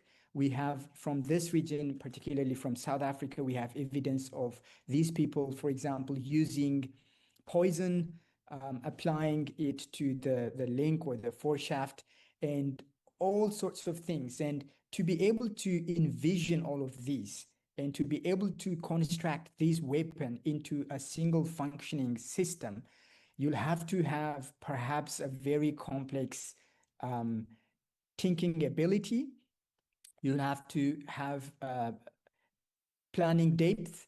You'll have to know where to get which raw material from, and you'll have to understand the transformative properties of plant gum, for example, before trying to produce that plant-based adhesive or gum or mastic. And all of these mean that these people were incredibly clever. They were, of course, avoiding close encounters with dangerous prey species that they were hunting by shooting their arrows from a distance, by introducing poison into their bloodstreams, and by tracking them carefully, sometimes across several days. So these have incredible implications to the cognitive prowess of our ancestors all across Africa. So fascinating. We're going to take a quick ad break, Dr. Saleh, and when we come back, I'll give the listeners an opportunity to ask you some questions or to give us their inputs. If you have read a lot about Ethiopia and the links to the origins of humanity, because Ethiopia is quite a critical player in that. When you look at the Great Rift Valley, the ancient land holding some of the most significant fossil evidence our species has ever produced. When you look at the Omo Kibish remains, now dated at least 233,000 years ago, What are your thoughts on the role, right, and how critical Ethiopia has been in helping us understand through research and archaeology the origins of humanity and how people who lived many, many, many years before us, how they did it, how they lived, how they moved, how they were thinking. 011-883-0702. WhatsApps after the break on 0727021702. Mavis, I wonder if I should sell my car. I'm not sure where to go. Wanna sell your car, but don't know what to do. You don't have to go far, we come to you. If you're rolling on a 1.5 or a Lacquer 2.2, doesn't matter what you drive, we buy cars once you. We Buy Cars, the easiest way to sell your car by far. Are you or someone you know visually impaired? Well, I am. My name is Ngabagazi Kyalisi and I'm a cybersecurity technician. Ngabagazi's journey began at the Hein Wagner Academy, a specialized learning center dedicated to empowering visually impaired students. At the academy, I was taught never to give up on my dreams. I have earned national and international certificates in the field of cybersecurity through a learnership sponsored by ABSA, and that has unlocked my potential. The Hein Wagner Academy offers a wide range of courses, helping students gain economic independence and social connections through training, sport, recreation, and the arts. With full boarding facilities and a convenient location near shops, it's more than just an academy. It's a gateway to a brighter future. Why wait? Visit heinwagneracademy.org and unlock your future. The world is moving fast. Consumer mindsets and preferences are changing in real time. AI is creating new rules and timelines are shorter than ever. At Plus 94 Research, we help leaders reduce uncertainty. We deliver authentic, real-time data grounded in proven methodologies and powered by relevant, cutting-edge technology. So when decisions can't wait, you move forward with clarity, confidence, and impact. Plus 94 Research, the science of decision-making. Joburg is more than just a city. It's an energy, a pulse, and a feeling connecting everybody. The heart of Mzansi. It's Joburg. In celebration of this, 702 has partnered with Jozi My Jozi, and we're calling on you to walk through the city center with us. Walk the talk. In the 702 Jozi My Jozi Walk the Talk. Babize bonke. On Sunday, 26 July, we're going to the iconic Joburg CBD, the home of dream creators and operators, where we dominate and history make. So join us and be a part of something special. I'm ready to rock this book. Because when Joburg walks together, extraordinary things happen.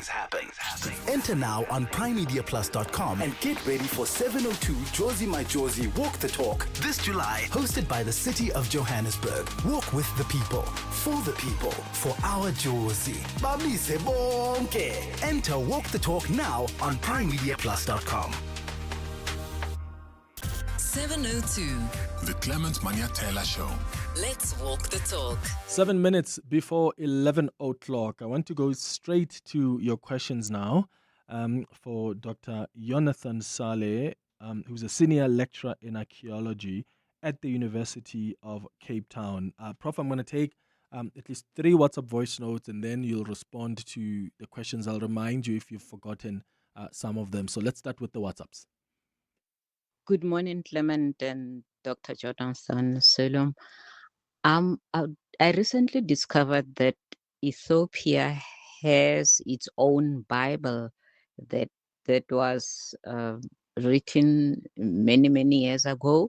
However, the Bible used by Christians today differs greatly from it. I really would like the doctor to explain why some of the books in the Ethiopian Bible were supposedly removed, so much so that we have a different Bible from the Ethiopians. Thanks, Dima. Good morning, Clement. This is Kabelo from Pretoria. There's often talk about how Ethiopians used wild animals like lions to resist being colonized, like fighting against the Italians when they tried to occupy Ethiopia. So can you just confirm or even elaborate, tell us more about how they got about doing that, using wild animals to fight being invaded.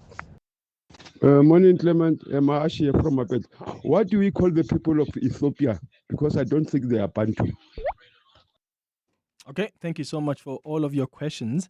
Dr. Saleh, there's a question about the Bible and what informed it, because Ethiopia has its own Bible. There's a question about wild animals being used to refuse colonization. And the last question was about Ethiopian people and whether or not they are Bantu people.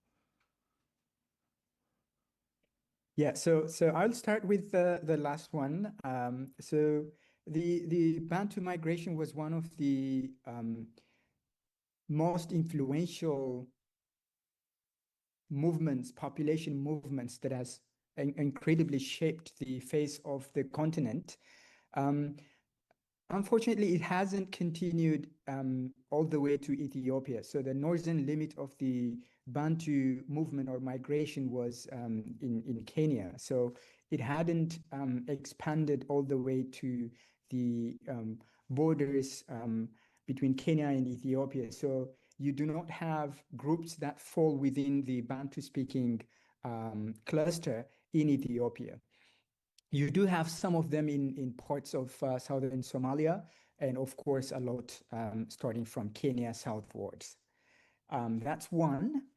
The other question about the Bible is a bit outside of my expertise, but I can try to answer that. So it's got to do with the 81 book canon that the Ethiopian Orthodox Church adopted, that many Western churches refused to include in the Bible. Obviously, we know that the Bible was not one monolithic document. When it first was put together, there had to be a selection of different books that were written in the form of scripts collected from different sources, and that was how the Bible was put together or compiled into one solid document.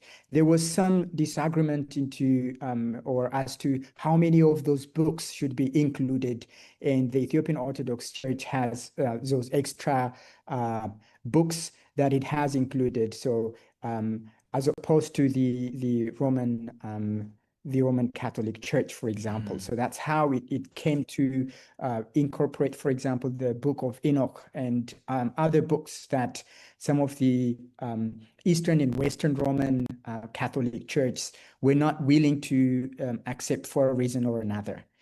So in a way, because Ethiopia was one of the oldest Christian nations on the continent, next only to Egypt, it preserved most of the older versions and older aspects of the religion, and it gave it its also unique flavor by incorporating different cultural aspects. And that's how Christianity was not just a religion, but also part of the culture for most of the highland Ethiopians. Yes. And the question about wild animals? The last question. Was it about wild animals or the struggle against colonialism? Yes, but they said Ethiopians used wild animals to sort of fight against colonization. So the listener was asking if you can speak to that. Yes. I'm not sure about that. There are many, many legends, obviously, including having ridden, lions with black men and all of that. The problem with history is, distinguishing between the subjective aspects and the objective historical facts, and trying to substantiate all of those claims with actual historical resources or sources. So most of these, I would say, are just exaggerations that we're trying to give the Ethiopians that kind of unique power. All right. Dr. Jonathan Saleh, thank you so much. You've been great in helping us understand Ethiopia and what you've been able to discover about its Edi people through your research. Thank you for making time for us. If you're a fan of the beautiful game, you'll recognize this. And this. But what about this? It's your chance to score big time. Win your share of up to 2 million rand with Standard Bank. It's game day every day. To enter, open and use any qualifying Standard Bank account, in-app or in branch. Already a Standard Bank customer? Sign up for Standard Bank Connect online to get a bonus entry. Standard Bank is an authorized FSP and registered credit provider. T's and C's apply. Africa's Travel Indaba is happening from the 12th to the 14th of May at the Durban Exhibition Centre. Look out for the Resurgence Conference Durban activation and learn about the July conference, which is focused on unlocking investment and connecting businesses to opportunities. Hosted in partnership with USA partners, Resurgence is where innovation, tourism, and growth meet. Visit stand DEC1H41. That's DEC1H41. This message is brought to you by eThekwini Municipality. The Aubrey Masangu Show on 702. I cover on my show issues of advisory, whether it is legal matters, whether it is financial matters. I cover day-to-day issues as far as current affairs are concerned. I cover the politics of the day and how we as South Africans are interpreting them. My listener is a curious 702 lander. They want to know what are the backstories, the stories behind what we are hearing on the airwaves. They want to understand what drives the different issues that have us talking. What I love about the 702 family and 702 Land is the fact that we have 702 landers who are responsive, who are present, who care about their communities and who want to know how they can be a part of the process of making our areas better, but also our country better. And that for me is a great privilege. I am totally indebted to the providence out there to be talking to these people on a daily basis. The Aubrey Masangu Show, weekdays from 8 to midnight. This is EWN. Good morning, I'm Sfiso Zulu. DA leader Jordan Hill-Lewis says holding the government of national unity together cannot come at the expense of shielding a president from accountability.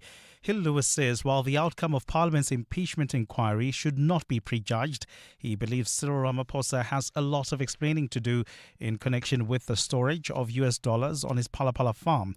On Friday, the Constitutional Court directed Parliament to immediately establish an impeachment committee determining that National Assembly rule giving the House a choice whether or not to act on adverse findings of an independent panel is unconstitutional. Lindsay Dentlinker reports. While the DA's former leadership was prepared to let the Phala Phala matter slide to form a majority government, the party's new leader, Jordan Hill-Lewis, says his party won't be responding in a manner purely to hold the current government together. The alternative would be that we would sweep wrongdoing under the carpet just because it's politically convenient to ensure the survival of this government. While Speaker Toko Didiza will now have to call for parties to nominate candidates to form an impeachment committee, Hill-Lewis says he believes President Cyril Ramaphosa owes Parliament a thorough explanation for the events that unfolded on his Limpopo farm in 2020.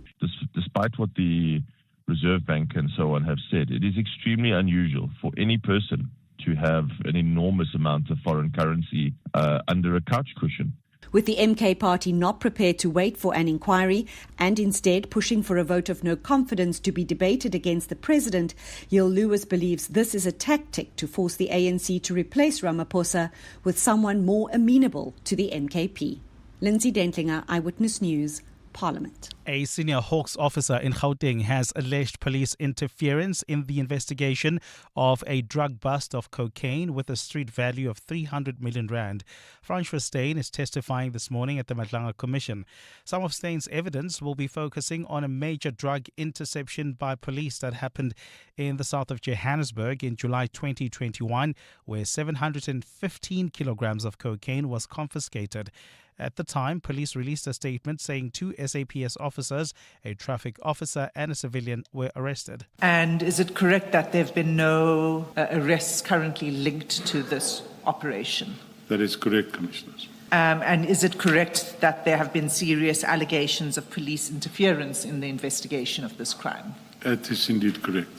And government has vowed that funds and other resources will be unlocked to help provinces affected by recent storms. The Cooperative Governance Department yesterday declared the severe weather as a national disaster. The Northwest, Free State, Eastern Cape, the Northern Cape and Mpumalanga are reeling from floods, thunderstorms, damaging winds and snowfall. Jabuli Limbata reports. COGTA Minister Velenkosini Hlabisa says the severe weather conditions have caused a disruption of basic services, such as schooling, which calls for urgent action. His fears of government have to now implement contingency arrangements. He adds that government needs to tally up all the incidents and identify focus areas. We are going to wait for submissions because currently municipalities are compiling the information and they will submit to provinces, and provinces will collate it and verify and submit to national government at COGTA, and we will do the same to verify whether the information is credible, there is no exaggeration. He adds that this means a multisectoral prevention, mitigation, relief and rehabilitation plans need to come into effect. Jabuli Limbata, Eyewitness News. Gold is trading at $4,668.12 an ounce. The rand is at 16.44 to the dollar, 22.37 to the pound, 19.36 to the euro. Brent crude oil is at $104.60 a barrel. In the traffic in Waterkloof, there's been an accident on the N1 North just before Gasfontein Road, and it is causing heavy delays. As an alternative, you may want to consider the R21 South or Nelmepius Drive. A fine day in store for Gauteng today. The temperatures will peak at highs between 19 and 21 degrees. The top story in EWN this hour. DA leader Jordan Hill-Lewis says holding the government of national unity together cannot come at the expense of shielding a president from accountability. EWN, in touch, in tune, and independent. For the latest, visit ewn.co.za or download the EWN app. On Sunday, 26 July, 7:02 Josie My Josie Walk the Talk unites us all in the iconic Joburg CBD. 702 Walk the Talk. Abize bonke. Enter now on primemediaplus.com. You're with Clement Manyathela On 702.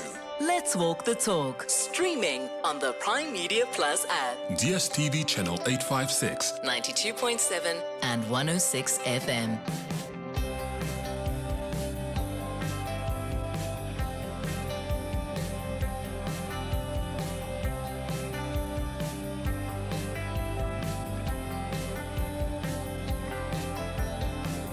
Eight minutes after 11 o'clock. Dumelang, welcome to the third and final hour of the Clement Manyathela Show. Thank you for staying with us here on 702. It's time for our Family Matters feature.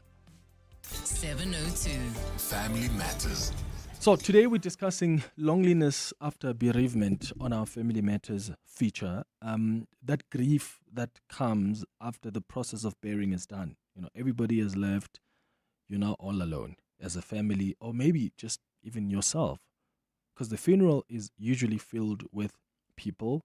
There are rituals, there's lots of support, there are arrangements to make, condolences to receive, relatives that you have to host. So the responsibilities are there and they just carry on and carry on. But when everyone leaves, there's a different kind of pain that often begins to emerge, right? And I'd like to know if that's been your experience as well. Because loneliness after bereavement often becomes most real after the funeral, when the visitors leave, when the phone calls are slowing down, and life quietly returns to normal for everyone else. And it is in those quiet moments afterwards that the reality of loss really begins to settle in. How have you navigated that? I'd like you to share your experience on 011-883-0702. Or you can send us a WhatsApp on 072-702-1702. Have you experienced that deep sense of sadness, of grief after the funeral? Maybe a couple of weeks after, maybe a couple of months after, or maybe for you it was a year after, because the support and the activities remained for those months after the funeral. Whatever your experience is, have you felt this incredible sense of loss and pain and grief in those quiet moments when everybody is gone, when everybody has gone back to their lives and the phone calls have begun to slow down. Please give us a call, send a WhatsApp to share your experience. Dr. Tumi Mashiro is a clinical psychologist who will be guiding us through this conversation. Dr. Mashiro, thank you so much for making time. Good morning. Good morning. Good morning to the listeners. Thank you for having me. So I hear this a lot, and I'm sure our listeners have also heard this a lot, that there is always a lot of support during funerals. But I've heard from many people who have lost their loved ones who will say to you that the real loneliness actually begins after everybody leaves. So why does grief sometimes feel so heavier after the funeral and the activities are done? So during that week, when someone has lost a loved one, I think I'm of view that, there's a lot of adrenaline, right? The reality hasn't sunk in. There's still some denial. You're still trying to process what has happened, but there's no time because you must make arrangements. You must get this the deceased buried. To give them a send off that they would have liked. But after it all is said and done, that's when you actually start grieving, right? That's when you actually start maybe wanting to call them, realizing that they're not there anymore. Now everybody has left. They've gone back to their daily lives, but your daily life is now processing and living without the person that you loved. And I think that's the difficulty about it, is that the reality starts to slowly set in. And the mind also protects us in that, it doesn't all come at once. The person doesn't just, it comes in flashes almost, that, you miss them, you miss this about them, you want to call them. Then the anniversaries come, the birthdays, the Mother's Day, Father's Day, whatever it is that you used to celebrate with them. Then you realize they're not there anymore. And healing doesn't have a time frame. And I think that's the difficulty about it. And I have found that it's actually it's just the simplest of things that used to define your interactions with those that have passed that really hits you the hardest. Definitely. I've had moments when I wanted to call a friend who's passed after something big happens, and you realize, oh my goodness, you can't do that anymore because the person is no longer here. Definitely. And it just hits so hard there because that's like, it's realized, I mean, you've dealt with the idea of no longer with us, but then it hits you now because practically you can feel that loss. Definitely. So there are other people though who feel sort of abandoned during that process. So why do some people feel emotionally abandoned after losing someone, and then of course the activities finish, people go back to their lives? Because people will go back to their lives, unfortunately or fortunately, that's how life is. They've got a life to live. They're not going to call you every single day like they used to at some point. So I'm trying to understand the feeling of abandonment and how some people can learn to maybe just accept that some people are going back to normal if they're no longer as supportive as they used to be in the beginning. So life goes on in spite of your grief. And I think that's what someone who has lost someone they love, they need to sort of face, is that life goes on. Just because you are hurting doesn't mean it will stop. And people get caught up in their daily nuances, their daily activities. It doesn't necessarily mean that they've forgotten you. Or they don't care. They don't care. It's just, they really are just, sometimes people don't know how to actually help you in that grief. So people I help, my clients, I always say to them, tell people what you need. Right? Sometimes they will not be able to give you what you need, right? And I think that's where you also, such an event can cause you to discern about who is in your life that is actually there, for the good times and the bad times. So that's what also losing someone does. It helps you see people for who they are. So while you're grieving the person you've lost, you're now also grieving the relationships around that you thought were real. Yeah. And you realize actually they were not so real. True, right? So that can be a revealing moment as well. Definitely. In that, this is, Okay, but here's the thing. There's always this conflict though, because, people who are grieving their loved ones will say, they feel like the world moves on, while they remain emotionally stuck. And I wonder why grief creates that disconnect. Because for us, of course, to deal with it and accept, we have to acknowledge that the world does move on. Yeah. But it's such a conflict because accepting that, it's almost like, I am so not devaluing, but I'm I'm sort of putting aside the magnitude of this person who's lived. Like, how does the world move on without this person? without this person? And how do we just accept that, you know? And of course, I mean, what would be the alternative? We can't bring him back. It's true. I think it's that reality that this is a forever thing. Yeah. Next month, they're not coming back. Not even in 20 years' time. Never. This is something that you need to sort of comprehend, that they are done. Physically, they're no more. I can't do anything. They're not going to wake up and there's going to be a miracle or nothing is going to happen. It's done. And I think that is what the mind also brings it also bit by bit. Because if it was all to come at once, it will be overwhelming. That's why people suppress, repress, avoid, ignore until they are forced to sit with that pain, you know, until it transcends. And remember, with grief, it doesn't vanish. You need to grow around your grief. And what that means is develop coping strategies that are beneficial. Because some people can, you know, become, unfortunately, for example, dependent on substances, whether it's over-the-counter medication, alcohol, anything, just to help them numb the pain.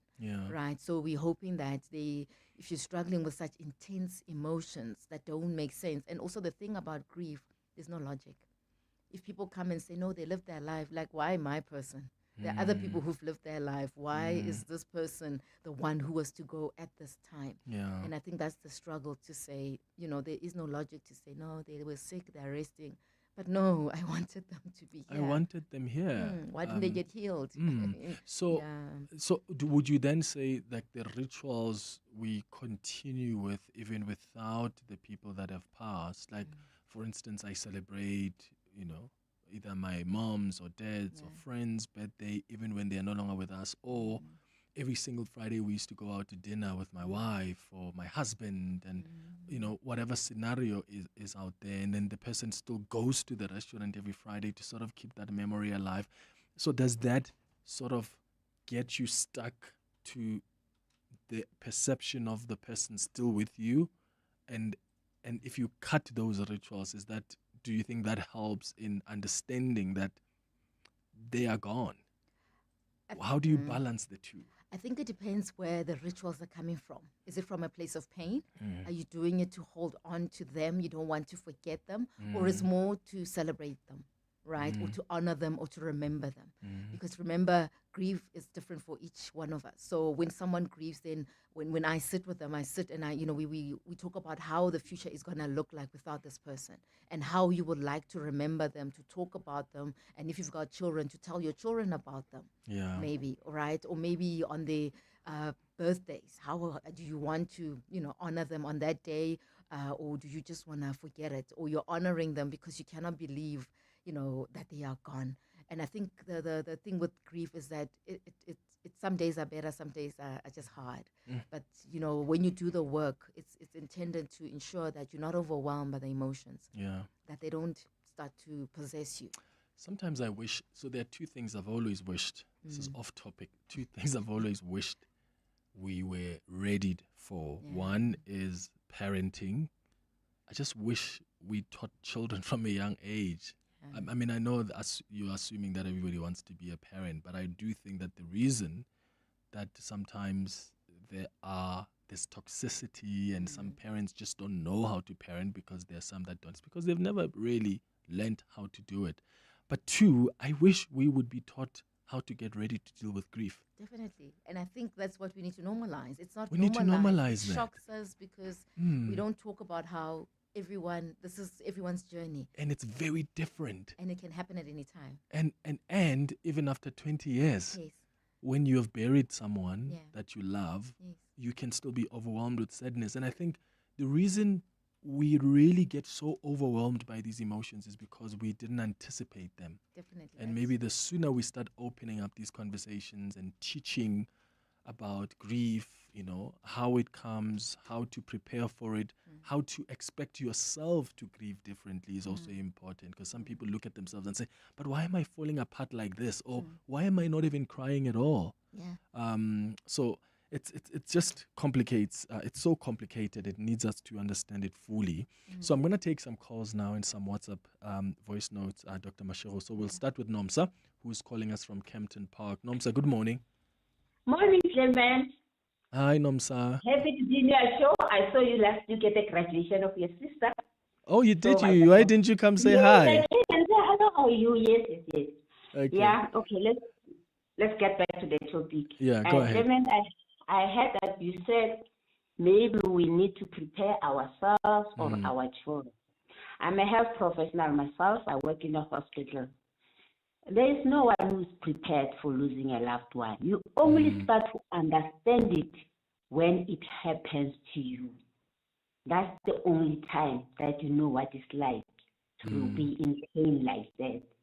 So, but what I've seen also, I think the people in the 70s, the 80s, they didn't have any support. I'm going to give you a great example of losing a husband, where Warula, you dress in black, and then as you walk on the road, you cannot cross the street. If you see people, you have to walk on the sidewalk so that you respect the people. Meanwhile, the person who's feeling the pain is you.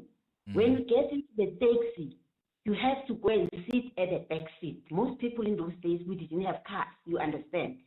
So you find that you suffer alone. But what I've learned from such people, they came out so strong. Some of us who got support when we went through loss, for me, I feel like we get so weaker and weaker. But after everyone is gone, that's when you face reality. That's where you actually build your strength. It's like when people say you have to be strong, they don't know. And some will say it doesn't start with you. Even if it doesn't start with me, I'm experiencing it for the first time. So basically, I think the inner strength, you build it yourself. It's good to have support, but the person who will actually rescue you in this life is to face your own reality. Find yourself in the desert. In that desert, you'll find the purpose and you'll come out stronger. Yeah. Nomsa in Kempton Park, thank you for your contribution. I truly appreciate that. So, I mean, Nomsa introduces something else here, Dr. Mashiro, because we are talking about just the loneliness that comes after the funerals, arranging the funeral and activities. The aunties, the uncles are there, and then a few months later, they're gone. And you're stuck with the reality. And she's now saying another thing that is of pain is sort of the people who have to mourn. So especially women in some communities who have to wear black. There are certain things you can't do. You can't leave the house for a certain period of time. When you get into a taxi, you must sit at a specific place. I mean, those are the things that also, those rules, at some point they get to you. I mean, you're supposed to be grieving here. And here you are making sure you're complying with every rule that's coming from, because there are cultural expectations. The aunties came and told you this and that. That it can also create that level of loneliness and further sadness. Definitely, because it's almost like you're stigmatized because you lost someone. Yes. But it was beyond you, right? And it's sad that, that's how, in some cultures, death is seen as this dark cloud that's over you that you might, pass on to other people, basically, so that you don't infect, air quote, other people, which is quite sad. Yes, it can be very, daunting on a person, but also to add on to, what the caller said, that, the resilience of a person. The difficulty is that some people just don't have it in them. Yes, you do get people who are resilient, or they've got a personality that's a fighter, but you do get those, unfortunately, who do struggle. And hence I talked about growing around your grief. Some can negatively, develop coping strategies that are not healthy for them. Because they just can't do it. They're just struggling. They need assistance. Help. Yeah, and that's why we are there. And we're not there to make you forget about, the loved one. It's more to help you, do the best that you can to overcome. And thrive in spite of what's happened to you. And it always leads me to the saying that trauma is never our fault, but the healing, the onus is on you as the one suffering to be intentional about it. And I think that's the unfair part, is that you must actually seek help for it. And, because hurt people, you might actually hurt other people because you are hurting. Yeah. Right. That's why you then want people to help you, to save you from this pain. But that pain, you yourself must do the work to save yourself or to help yourself out of it. Yeah. That dark place, which is not always easy. So there are certain people who don't want to be felt sorry for. Yeah. And they'll tell you, no, how are you? don't worry, the Lord will. Like, also there's toxic positivity where Definitely. people are busy quoting you scriptures when you're telling them just how you feel. Yeah. As if you shouldn't be feeling like that, Yeah. or that you must scupper that feeling and then replace it with something else. No, I can still believe in God and still be very disappointed and sad that I've lost a loved one. Definitely. And then I'm asking that, I'm premising that with this question then, how do we then show support to some, people? And I love what you said earlier, that you must express what support you need. Because then I know that, should I be sending Dr. Mashego messages every week? Is that what she appreciates? Should I be encouraging her through scripture if I'm a believer? Or what do I do? Because sometimes you've got some people who isolate themselves after a loss, even when they need support. And as loved ones, we don't know if we take that as they need space or what. So how do we then deal with it from a position of just supporting those who are bereaved?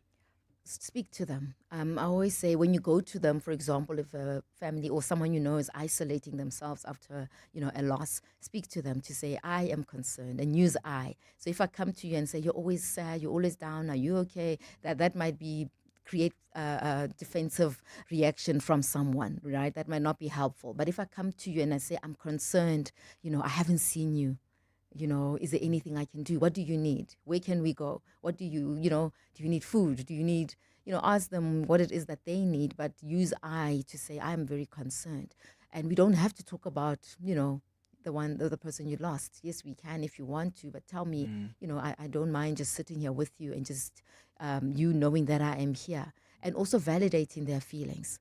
Because I think, as you were saying, we want to get people to snap out of it.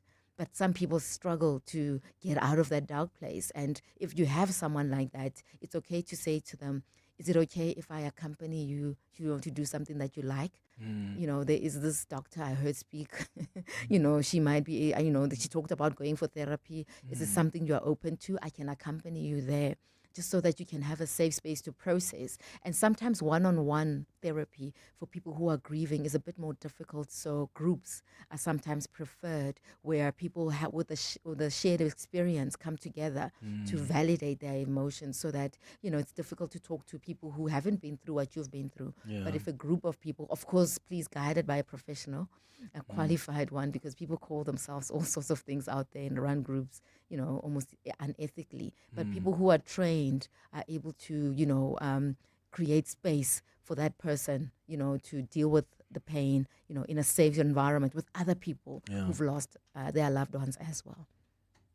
My name is Clement, Tapaya from Boxburg.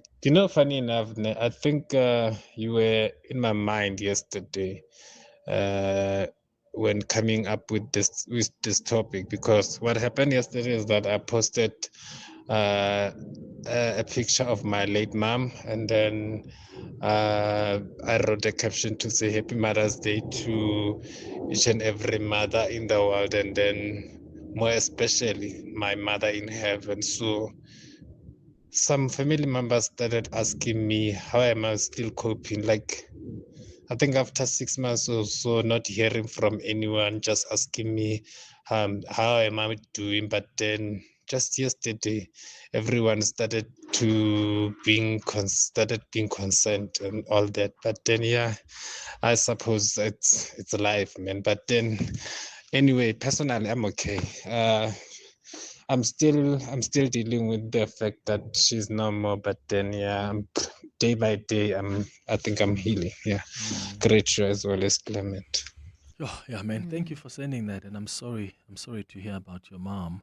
And that's it. So people stopped checking in, and then he goes and posts a picture of the mom and says, "Happy heavenly birthday." And then the messages start coming, and he feels, but you stopped there. Where were you in the last 6 months? Yeah. But it's that thing also that it's not only people who have lost loved ones that they need to know, how to process or think about death, but also people supporting them. Because sometimes they walk around eggshells. They don't know whether to ask or whether not to, what to do, what to say, to talk about the person. But I say, you don't know what you don't know. I don't know how Clement is going to react until I actually ask him and have a conversation with him. So I think those difficult conversations as society, we need to start having them, right? There's nothing wrong with having a difficult conversation and finding out from, the caller, for example, what he would like to do, how he would like to remember his mom, what he, wants us to do as supporting people around him. Sure. It's 11:30.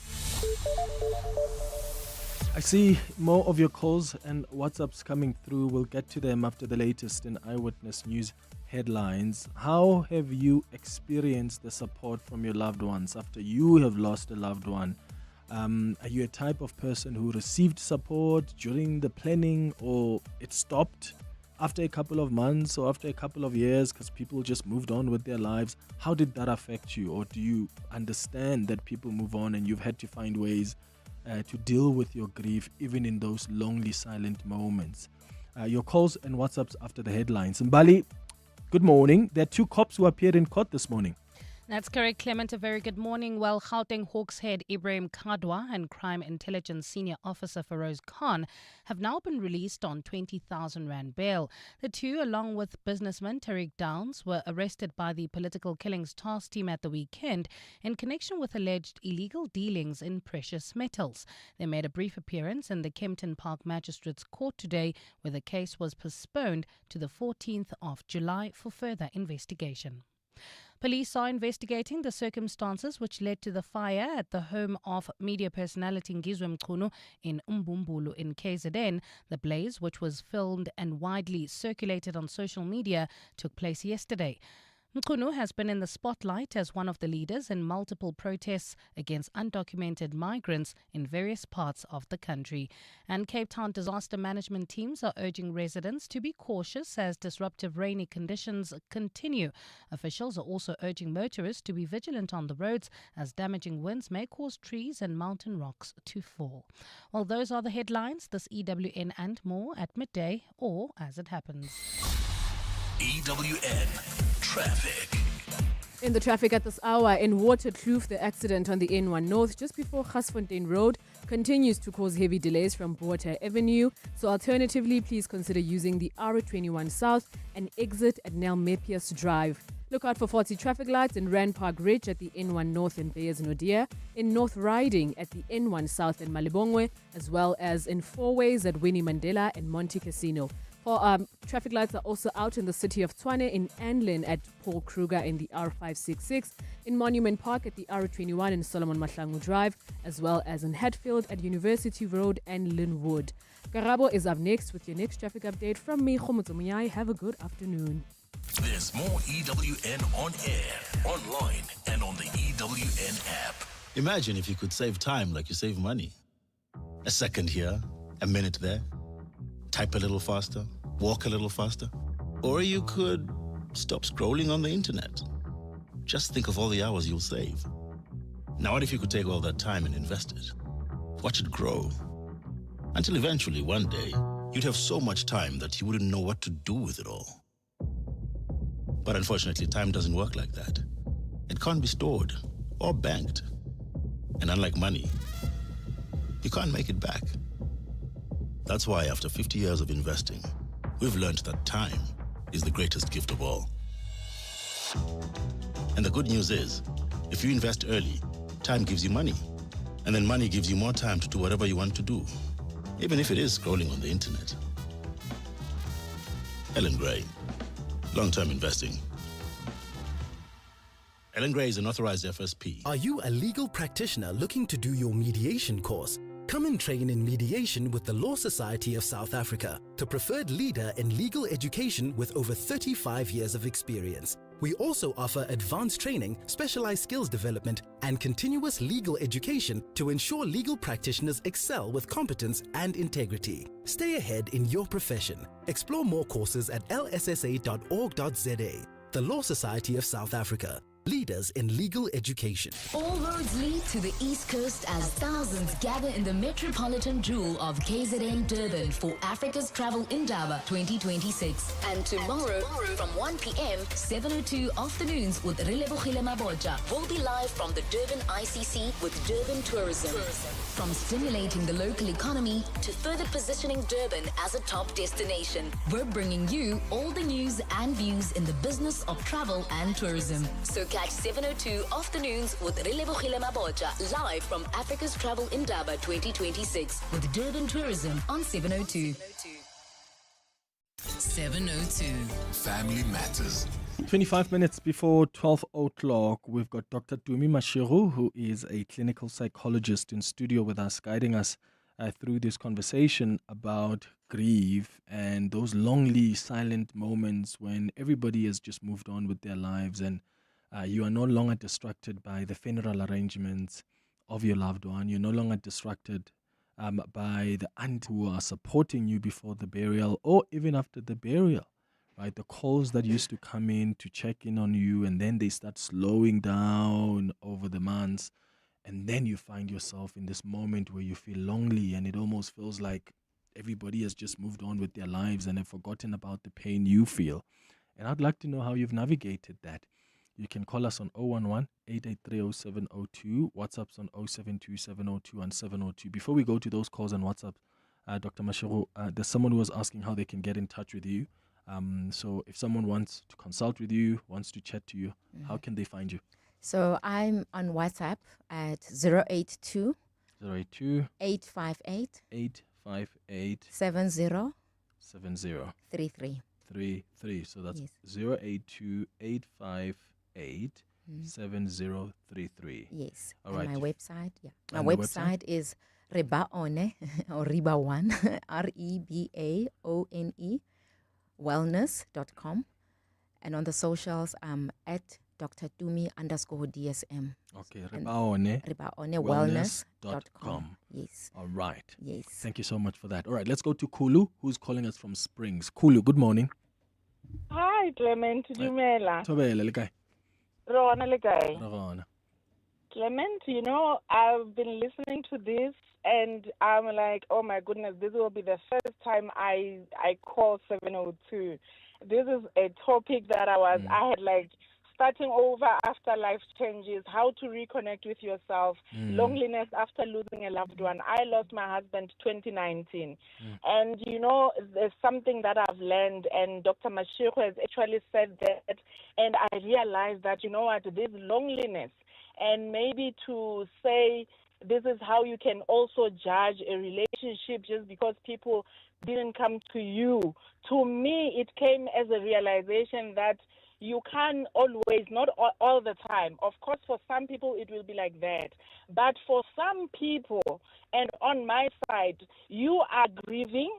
The people close to you are grieving as much as you are grieving because maybe they were so close to your husband as well. And they know how much you and your husband were close. They don't even know what to say to you. They want to come. They don't know whether they must come. They don't come. They are also grieving. So now one thing as well that I've seen is that I wanted people and I didn't want people. So people want to come, you don't want them. When they are there, you want them, but you don't want to talk to them. So you don't even know what you need, actually. So sometimes when they see you, you've closed yourself in the room, they're thinking, okay, maybe let's give her a space.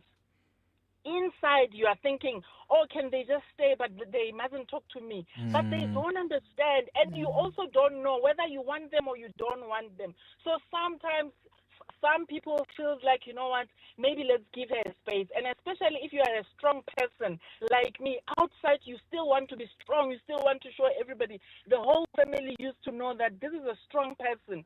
But now you want to still continue being strong, that you are dying inside and you don't even know how to say to the people that I am dying. They look at you outside, they're like, oh, she's got it all together, but you don't. So what I've realized is that, you know what, when somebody is grieving, even though you look at them and you see they are fine, just go. Don't ask them about anything, because with me, I didn't even want to hear scriptures. I was so big in scriptures, but I didn't want anybody to tell me about God.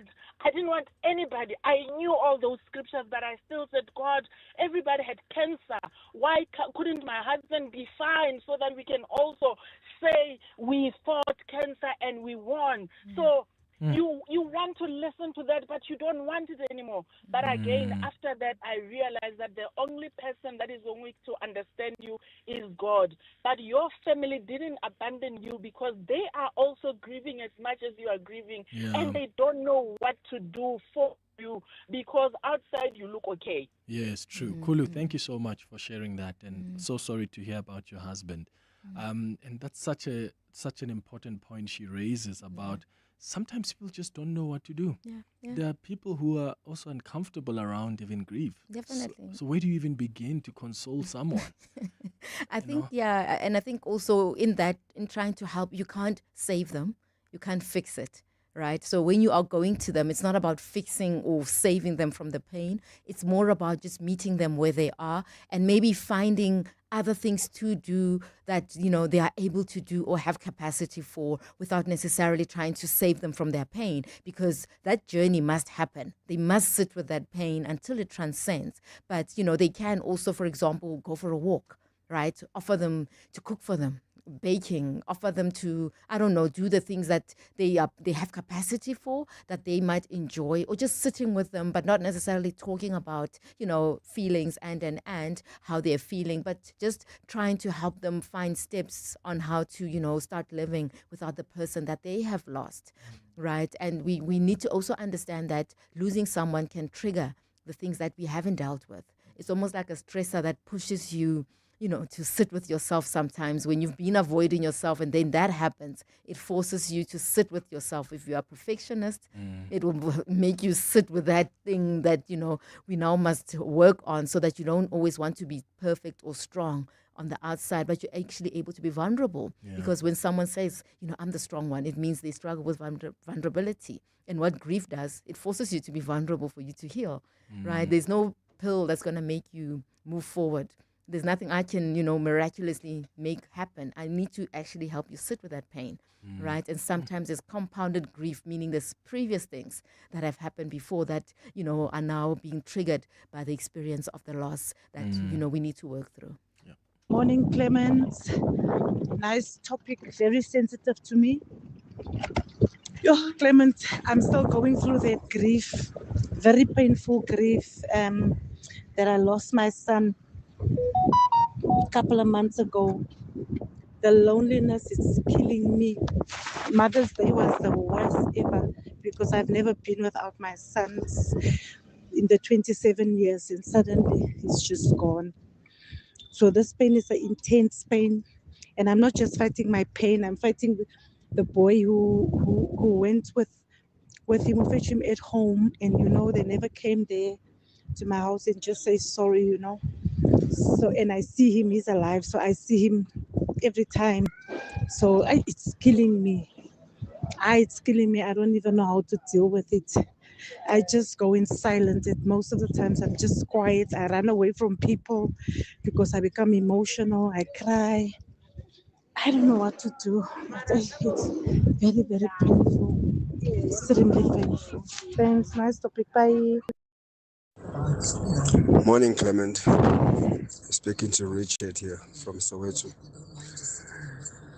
Sometimes we don't know how to support grieving people, because in some cases they like to push people away. I am right now dating a girl who has lost her mom, and I can't tell you that how many times she had acted like she didn't need me, pushed me away. As I'm speaking to you right now, she has blocked my number because we had some kind of an argument. Now I'm asking myself if it's still the effects of her grieving and doing that. And how am I supposed to deal with it? Because sometimes I feel like maybe she doesn't need me at all. This is Richard here. Yeah. But then I imagine, Dr. Mashiko, there's a lot of grace we need to have for each other. Yeah. We need to have grace for the people who are trying to support us because they may not know how to do it. But equally so, I think we must have grace for the people who are also trying to support us because, they just don't know how to do it, but also have grace for ourselves because we may not know how to act. Sometimes we shut people out because that's just like how we are responding in the moment. Yes. Not that it's right, but as you said, people grieve differently. And sometimes it hits you so hard that you just don't want to talk to anyone. So how do you deal with that? For people who are trying to reach out, they're pushed away. Condolences firstly to the people who've lost, their loved ones. Yeah, and to the caller now who just, spoke of a situation that's so similar, so that's so common where people shut them out or they are projecting this pain or this anger towards them, but it actually has nothing to do with them. I always recommend that, when you're struggling and you are feeling stuck, as the supporter, also you might need to come see myself so that we can, have a discussion about the way forward for you, right? Because maybe it's because you're trying so hard to save them, to help them, to talk to them, and they don't want to talk, and they're not telling you what it is honestly that's going on, and they're not ready also because they also need to be ready, right? So I think that support for you is also important, but equally so for the person who've lost a loved one. Some of them, we're not self-aware. So we're not even aware when we are hurting the people who are trying to help us out of our pain or to support us. And hence that saying, that I'm going to reiterate that hurt people hurt other people, even if they were unfairly hurt, sometimes unaware, right? But for grief, we need to be ready to sit with that pain. Even if they come to my office, if they're not ready, there's absolutely nothing I can do to help them. They need to be ready to go to that place. But what happens is if pain you're not attending to, it might become something else. Yeah. It might possess you and actually become this anger that you're projecting. And that mom who lost a son and who is, who sees the boy who's alive, I think she mentioned, I would also recommend that she gets help because, that can become something else. It can become anger. We know she's, just manifesting anger, towards everything in life or even towards that boy because of the unfortunate scenario that played out. But I would recommend definitely professional help from, people who know how to help people process grief. Yeah. Dombi, you are in Soweto. Good morning. Hi, good morning, Clement and Hello. Dr. Demi. Sure. Yes, I would like to say I'm grieving both my parents, and I think grief is almost a determining point of your life. I think society's expectations are on you, on how you should of trigger or difficulty for us in accepting our situations. Like I'd just like to give a practical example of Nhlanhla Nciza, a very well-known person, when she gave an account of when she was grieving for her son. She was told you're not supposed to cry in public. You must just hold those emotions and don't let your enemy see you in your best state. And it's almost like sometimes you have no control of what is happening to you at the point. So the people who are surrounding you at the time and post-grief can also make or break you. What are they feeding into you?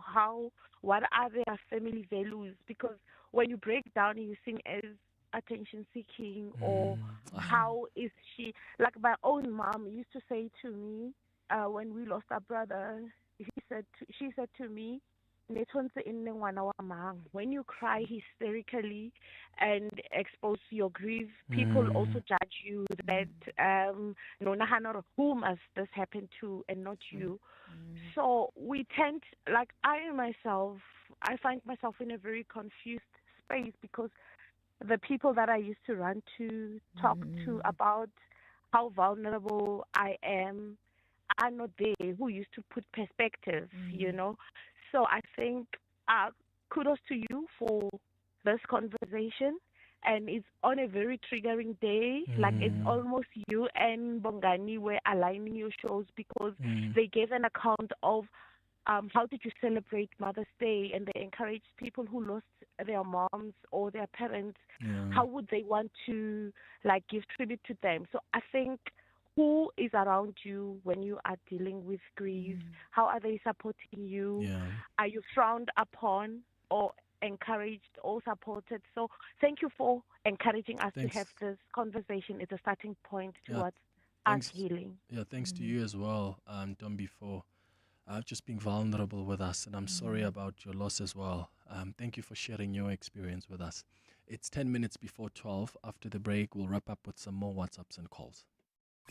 The Midday Report with Mandy Wiener. The Midday Report at its heart is a current affairs show, but it really is a show about everything you need to know about and everything you didn't know you needed to know about. Our listener is sharp, plugged in, curious, has developed opinions, but is still open to learning new things. My favorite part is how witty, sharp, and funny our listener is. What we cover every day is breaking news, current affairs, politics, the courts, global developments, science, education, popular culture, sports, books, and of course, good things too. I like to think of it as a lunchbox with a little bit of everything. What I love about 702 Land is that it is full of energy. There's always something happening, a developing story to follow. But it's not parochial. The 702 family cares about what is happening in the world around them and how we plug into that. The Midday Report with Mandy Wiener. Weekdays from 12 to 1 p.m. Joburg is more than just a city. It's a home for dream creators, operators, and change makers. In celebration of this, 702 has partnered with Jozi My Jozi to unite the whole of Joburg in the 702 Jozi My Jozi Walk the Talk by Biza Bonke. On Sunday, the 26th of July, we're going on a walk through the iconic Johannesburg CBD, and we want you to join us and be part of something special. Enter now on primemediaplus.com and get ready for the 702 Jozi My Jozi Walk the Talk, hosted by the city of Johannesburg. Walk with the people, for our Jozi. Babiza Bonke. More on primemediaplus.com. Gauteng is currently experiencing high water consumption. To avoid water interruptions, residents are urged to use water sparingly to allow equitable supply. Act now, save water. Every drop counts. This message is brought to you by the Department of Water and Sanitation, Rand Water, Gauteng Provincial Government, City of Johannesburg, City of Tshwane, and City of Ekurhuleni. Behind every great healthcare system are nurses who lead with skill, compassion, and care. But with many experienced nurses approaching retirement, South Africa faces a growing challenge. How do we encourage the next generation to step forward? Tomorrow is International Nurses Day, and together with MediClinic, we're celebrating the nurses who lead with care while looking at how we secure the future of healthcare. Join this important conversation tomorrow on the Afternoon Drive show with John Pellman. MediClinic, expertise you can trust on 702. 702. Family Matters. Right, we wrap up now with some of the WhatsApp voice notes that have come on 072 702 and 702. Morning, Clement. That's exactly what I did. I didn't want to go outside. I didn't want to see no one. When someone calls me and said to me, "How are you?" I'll be like, "Ngingabanjani ngingena mama." How would I be without a mother? Like, Clement, I didn't want, the scriptures would irritate me even worse. Like, I just wanted to be alone. Like, I felt like, the world is not fair. To be honest, we grieve in a different ways. Hence, I keep saying there is no manual for grieving. Hi, Clement. My name is Nick.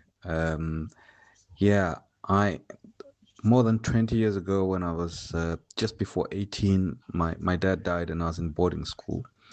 What I remember at the time is the other kids in the school, my friends and so on, they just had absolutely no idea how to react to me.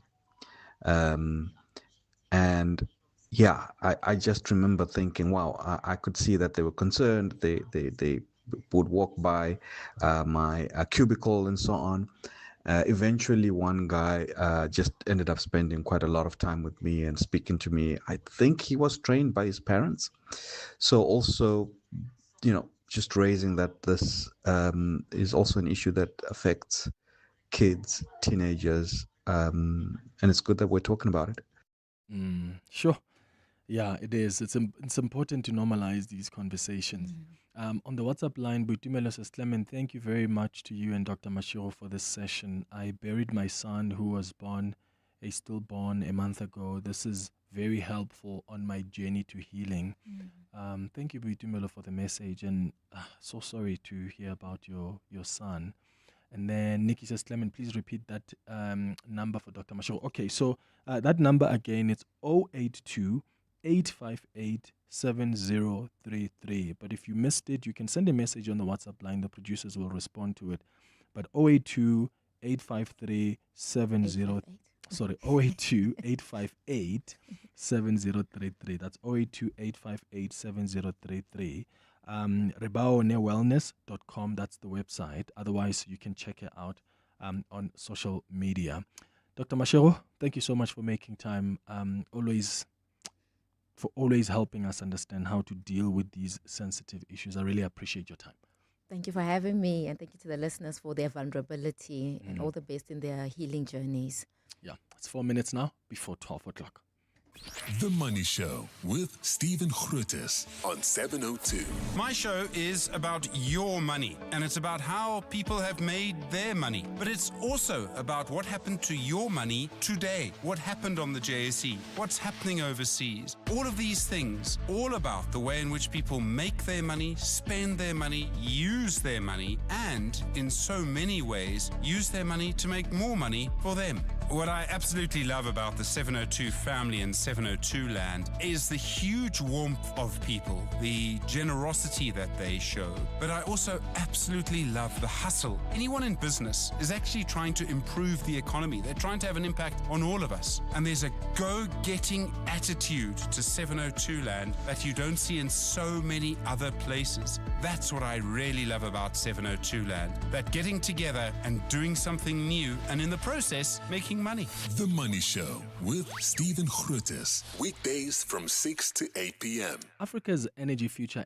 isn't being written, it's being built. That's why ministers, CEOs, engineers, financiers, and all the other important people powering this continent are meeting in Cape Town for Enlit Africa 2026 from the 19th to the 21st of May at the CTICC. It features 200 plus sessions driven by one conversation, and you need to be a part of it. So register now at enlit-africa.com.